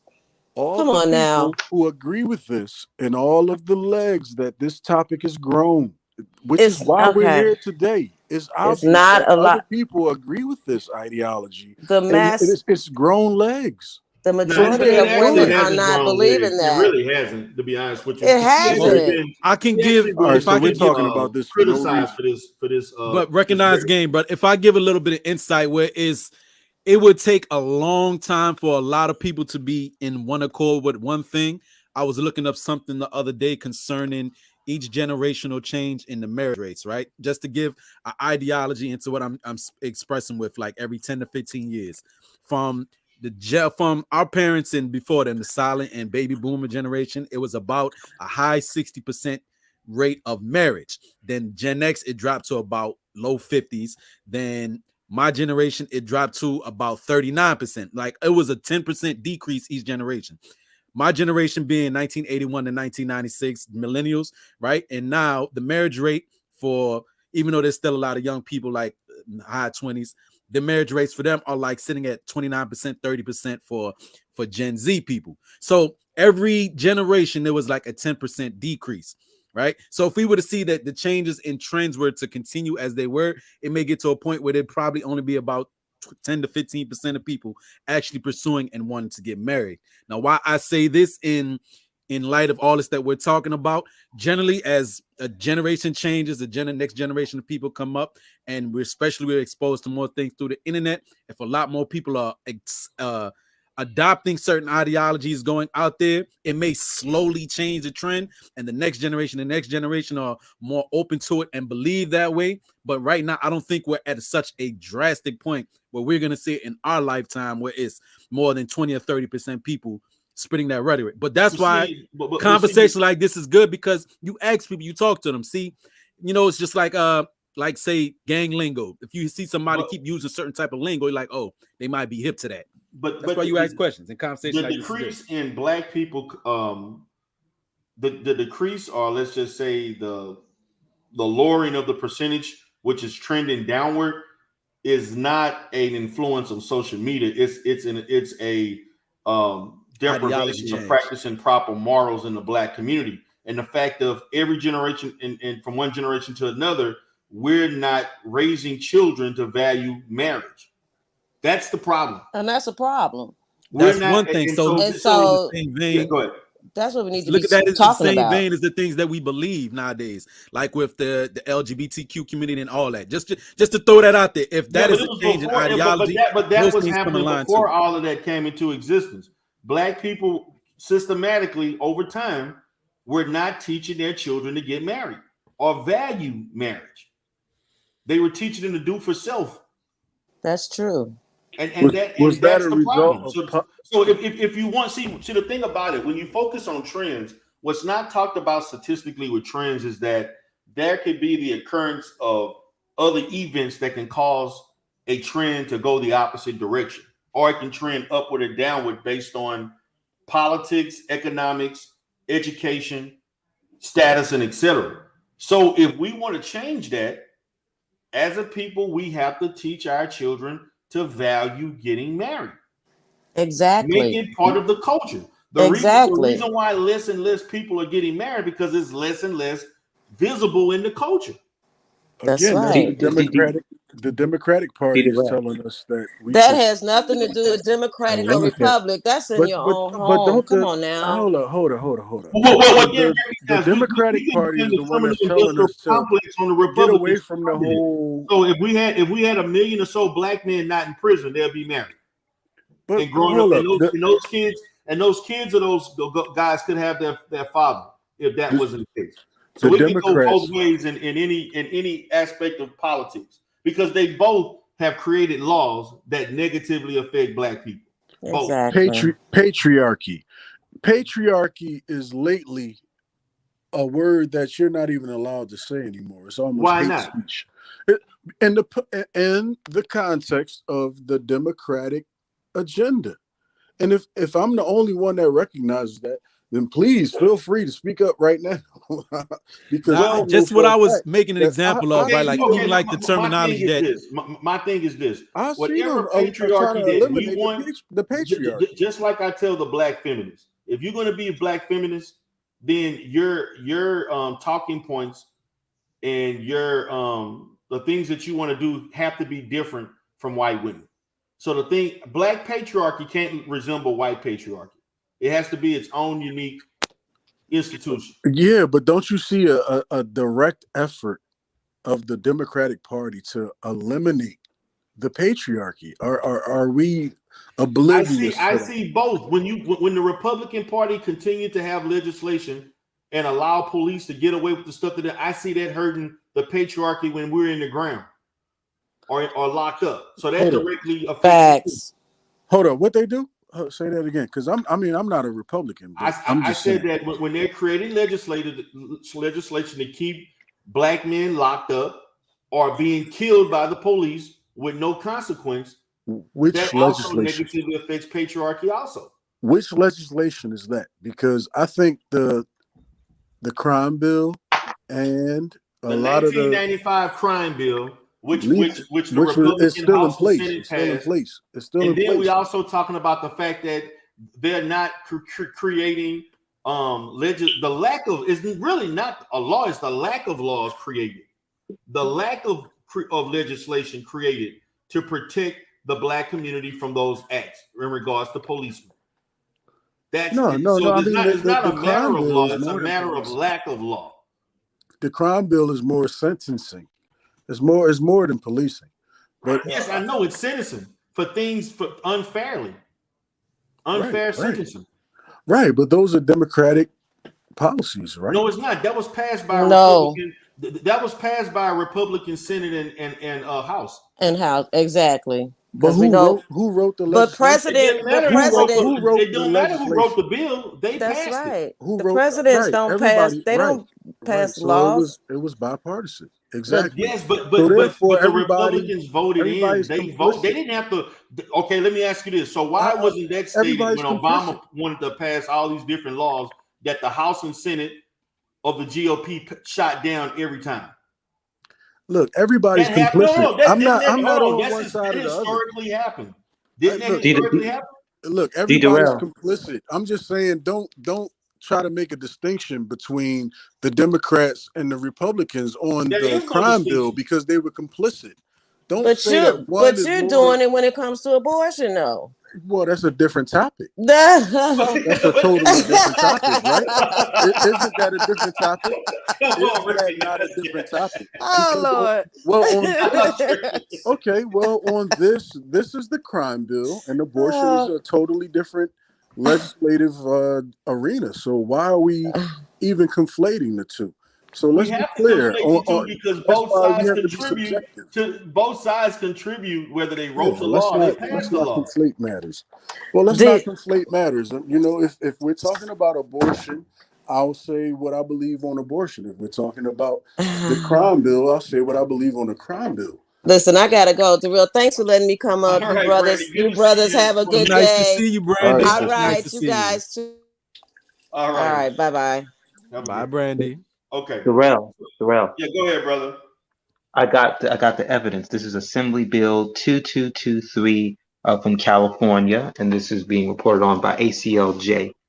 There's a new section to the abortion bill that says, notwithstanding any other law, a person shall not be subject to civil or criminal liability or penalty or otherwise deprived of their rights based on their actions or omissions with respect to pregnancy or actual, potential, alleged pregnancy outcome, including miscarriage, stillbirth, or abortion, or perinatal death. As you know from their discussion of Maryland bills, the perinatal period covers roughly 28 weeks of pregnancy to 1 to 4 weeks post-birth. But in the context based on what? In the context of how did perinatal death happen? Like based on what? Based on mental illness? Yeah, based on mental illness, stress. Okay. Let me say this. Now, if we're gonna speak on mental illness, we're not speaking of a fully functional person that doesn't have a mental illness. Now, I'm gonna have to do further study on that and look at some research because I do understand people that have post-traumatic stress, postpartum depression, particularly with hold on, let me finish because I'm getting clinical. With the evidence of brother, let me slow down. I understand that there are occurrences when people are diagnosed with postpartum depression with the occurrence or episodes of psychosis or some type of manic episode that they may act out in violence to and kill their children. That actually happens. That happens not a lot, but it does happen. I get that. But I'm not speaking in terms of mental illness and so on. I'm speaking in regards to just fully functional individuals that don't have issues like that decide to just kill their children just because post birth. That's what I'm talking about. I'm not talking about someone having a mental disability that contributed to murder. That's something totally different. But if it's something like postpartum, that's a little, I mean, intangible. Doctors could. No, that's not tangible. That's a matter of fact. You can be diagnosed and treated for postpartum depression. That's a legitimate disease. I know, but I'm saying it's legitimate. But I'm saying, well, the doctors, are they gonna maybe fudge it up a little bit, like they do, for example, the trans operation? You cannot fudge it nothing. If it can be treated, it can be treated. You can't fudge up postpartum. How you going to fudge up postpartum depression? No, I'm just saying they might just. No, I'm not saying that she will. I'm saying the doctors. Are you know what you're saying? Yeah. Peter, can you hear me? You're making this more complex than it needs to be. If they were gonna post a bill, say, all right, the baby's here. If you don't want it, you can get rid of it and we'll lock you up. It's not. That's not how shit goes. I know one particular scenario. One woman accidentally killed her baby boy, and she put it in the garbage. And once she revealed it, they were going to possibly give her less time. They're not going to walk off. And you know what the baby father did? Baby father stabbed to death, and they had to go bring himself in and tell them, was I wrong for doing so? So all this things about women after the baby's here, they say, all right, I'm tired, I want it. I won't get locked up. No, that's not how shit works. That's why you see very few women that attempt and try to mask it, hide it under the rug, and then try plead insanity. Most times they're not getting away with it. You hear some scenarios, but as a whole, they're gonna say, we're just gonna allow it. You do a good job, you're not gonna do the time. No. Still is an offense, a criminal offense, and they gotta go for their little stupid backwards laws and criminal justice system to handle it poorly. Let me say so. You obviously are not going to want to hide the child, but when I keep saying that they might be easy on the diagnosis of postpartum depression, no, they're not going to do that. Hold it. They're not going to do that. Wait. They're not doing that, brother. They're not doing that. They're not doing that, man. I'm telling you. Let me tell you. Wait. When you look at the transsexuals, for example, they're supposed to go through a long checklist, whether adult or child, if the process is to be engaged. But a lot of the time, the doctors don't do that because of payoffs from the. No, they don't. Sometimes they do. Brother, I've worked in the field. I've done the testing for people. I've done some of the psychological testing for some of that stuff. Not only for that, but also surgeries and other things.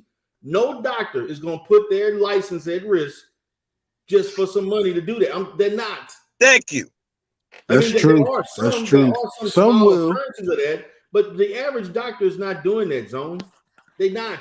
I'm not doing it. And you know why, D-Rail? Because it takes them a long time to get that license. You think they're gonna go out the way and then flush it in the toilet? I don't think so, especially all that schooling. And mind you, once they caught, not only do time, they can't practice that field again.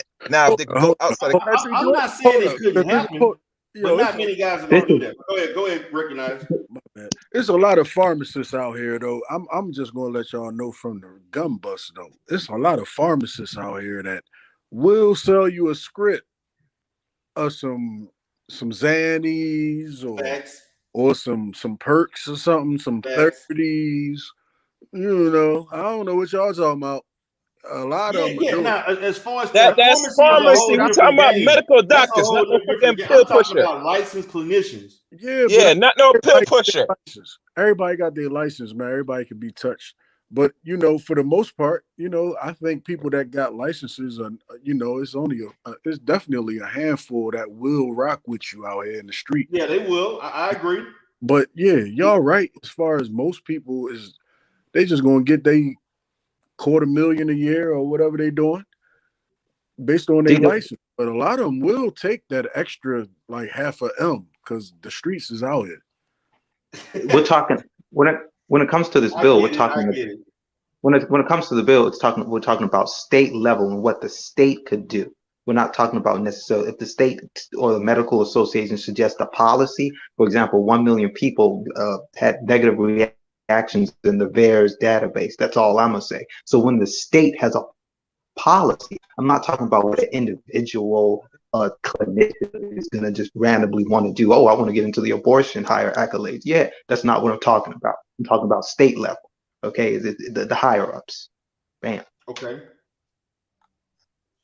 That's what I'm talking about, and that's what the bill is just being introduced. I'm gonna just say this, man. And I mean, yes, there are issues of fraud and misdiagnosis, but I mean, yeah, there are people who do unethical things, but that's not. I'm just gonna say that's gonna be far in between. That's just my position, being in the field, and because I've known. Like say for certain procedures, they do make you undergo psychological testing, particularly for like trans related surgeries and other different, even something in regard, not just that, any type of plastic surgery, they may recommend you do a psych eval before you actually undergo it. So I get that, and so yes, would that be a doctor that wouldn't mind for a certain amount of money misdiagnosing you in order for you to have this happen? I would say it probably would be, but as far as going to be too far few in between. I don't see, huh? How good is the psychological evaluation, and what do you mean how good it is? How strong, competent is the test, and what's the majority of doctors doing? What's the medical association's policy? You keep giving me this individual. A licensed psychologist, they're going to administer appraisals relevant to the client's need. So I'm talking about that's actually the assessment is highly valid. It's highly reliable, is what you're asking. For real, that's actually a good question, because a lot of what's in those, as far as the criteria that's been developed in the psychology field, is really generic as it relates to that particular group and that ideology.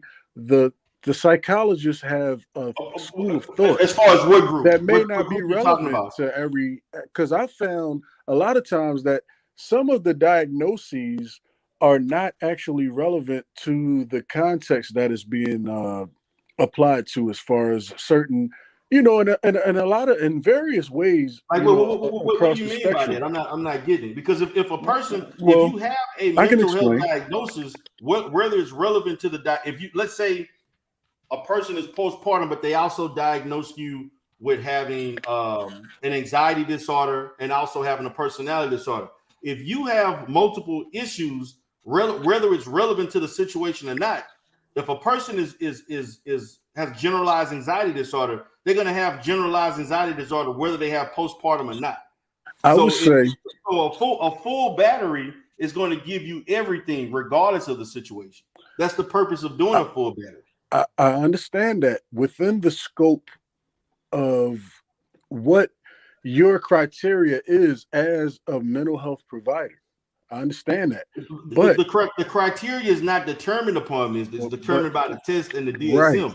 I don't create a criteria that I have to follow. No, not you. What you have to gauge everything by, as far as the referral and all the behaviors that are antecedent to the referral. What I'm saying is the people who who this criteria is to be applied to is not always applicable. And a lot of times as a mental health provider, you're going to look for reasons to make the diagnosis in the interest of acquiring that particular case and being able to bill for that person, right? So you're going to try to fit that person's behaviors into a certain criteria. That is, you can't make something fit. You have to go. You have to follow the lines of the DSM criteria. Right. I can't maneuver a diagnosis to make something fit. Now, I'm not saying every the therapist, I'm not behaviors saying are not. everybody does that or doesn't. I'm saying A I'm lot of not. times, As a mental health provider, I'm not going to sway something to make something fit.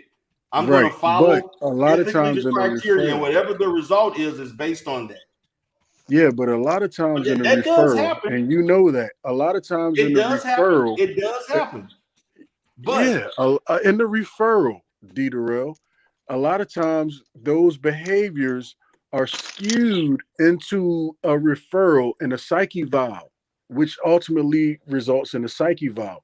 And when that psyche vow happens, it's in the best interest of it's in the financial and you know, it's in the benefit of the agency to look at it through the scope of what it is that would actually fit the criteria based on what the referral says. right. So a lot of times those people who have been referred, they really didn't need behavioral health services. That's you know that's true.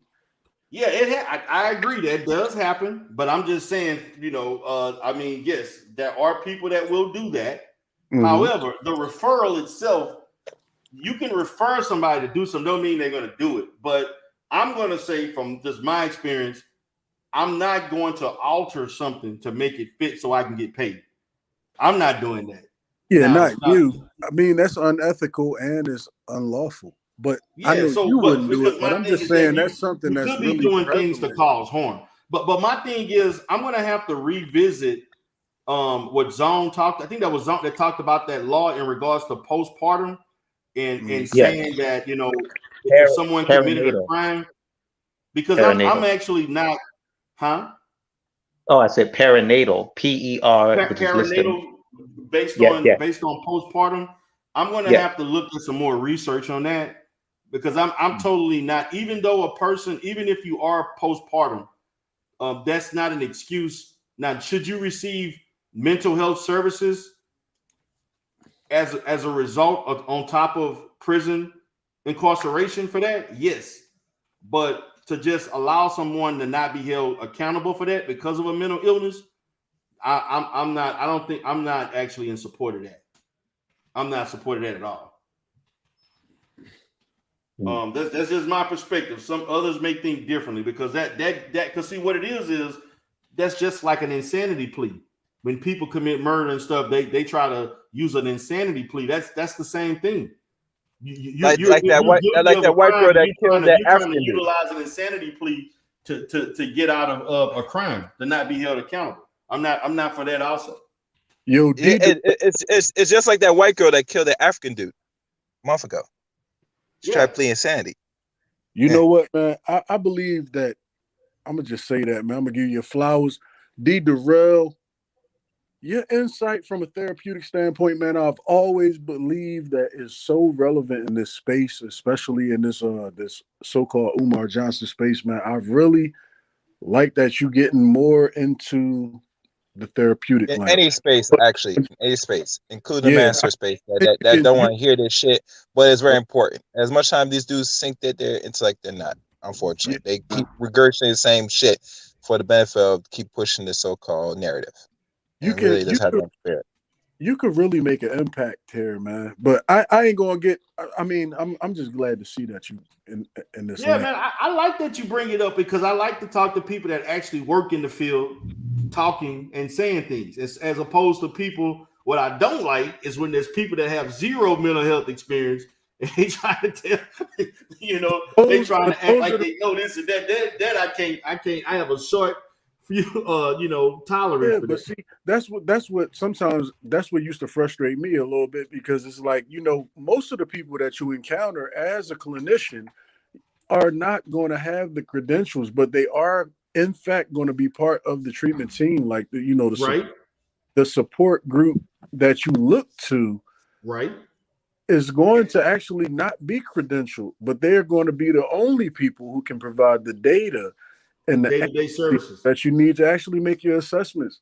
So I think you should appreciate those people more. And that's one critique I have of you. But at the end of the day, when that is what you do, but I don't think you give the people enough credit who are Well, credentialed. because they're the only people that you can base your assessments on. Well, I'm gonna say this: being that I'm doing more cases, see, I wasn't doing case management as much as I'm doing now, and so I have a background in working in industry. This is years ago before I went into business myself, where I've worked in community mental health and did case management orientated services and so on before I got licensed. So I do understand the nature of it. I think maybe because at the time prior to last year, the basis of my company, we didn't have a lot of case. We didn't do a lot of case management, as opposed to now we do a lot more. So by that happening, I'm functioning in a different arena in a sense. So I kind of see what the doing the psychosocial skills training and development, the medication training stuff, the observations, and all of those other different things and treatment planning that you all do in the field.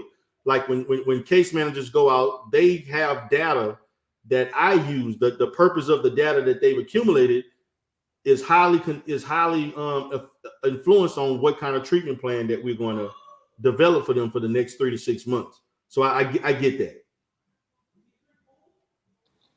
Okay. Well, look, I want to shout out Honeybee and Dr. Nikki, and I think they really contributed a lot to the panel. They did a good job, man. This is a great live, man. I really liked it. And my man, what's that? Wody. You could just call me Mac. Yeah, you just call me Mac for easy. If it's no easy. Doubt. You know what I mean? That's my name, actually, Mac. What's your take on this whole thing, bro? All right, man. So, guys, I'm about to go ahead and wrap this up. Any last words? Yeah, I think I've expressed my viewpoint on it as best as I can, man. Just if you want to see somewhat of a change, it just can't be legislation making an incentive. Make there be an incentive. Like I said, whether it be a financial incentive, even though that may again involve the government, but just like with everything else, there's a consequence for certain actions. Incentivize it too for where they can give the child to the father if they don't want, but they can get a financial incentive, and that may stop a lot of unwanted births. Or if they want to keep the child, first child policy, that's the idea of mine. Even though nobody's recommending it, I think it would be a great fix. Right. Cool. Okay. Recognize any last words, brother? Yeah, I mean, just when you going live again? Me? Yeah. I'm probably most likely tomorrow. Oh, tomorrow. Okay. If not late tonight, but I got a lot going on this evening. Okay. Preparing for Monday, but yeah, I mean, just to piggyback on what old boy just said, I think you know what? I'm not even gonna piggyback. Everybody use your own mind and whatever it is that you feel you can do to combat the issues that you feel so vehemently about. I think there are certain measures that could be taken, and politically, obviously, you can make some headway in that regard. But, there are other ways as well. I'm not so clear on if we had any solutions or remedies proposed today, but I'm all ears, and I just think this is a great platform, and I'm looking forward to seeing other things being tabled over here on the D Durrell show, man. The Sectors TV. Right. Yeah, man. I'm getting away, man. I'm totally doing different content, man. It's gonna be more serious stuff, man. Like I told him, I've divested from some of the foolishness that's going on over there. It's time to move forward, man. Well, look, man, I've always told you, sometimes I try to ruffle your feathers over the years, but that's occasionally. But I just feel like you're brilliant, and I know you got a lot to offer this sector. And I'm just looking forward to more conversations like this, man. Yeah, appreciate it. Oh, it's coming, man. I'm going to start doing this on Sundays where we had these kind of talks. Okay. Have some real discussions. So definitely appreciate you for coming in, man. Definitely love your insight. No doubt. All right, go. All right, brother. All right, bro. Peace. Okay, peace. All right, guys. This is D Durrell with the Menosphere, D Durrell the Rebirth. This was a great, wonderful show. This was a classic. It went into all different type directions. But at the end of everything, we have to understand there are people in this space that have ulterior motives to say the type of rhetoric that they say in order to trigger and create a buzz, and also to get clout, and also at the end of the day, they're trying to make money. And so for myself, as a mental health professional, as a content creator, as a man, I have to question certain things from certain people. And that's basically the gist of what I have to say today, guys. I appreciate everybody for supporting me. You all have a great day. Peace.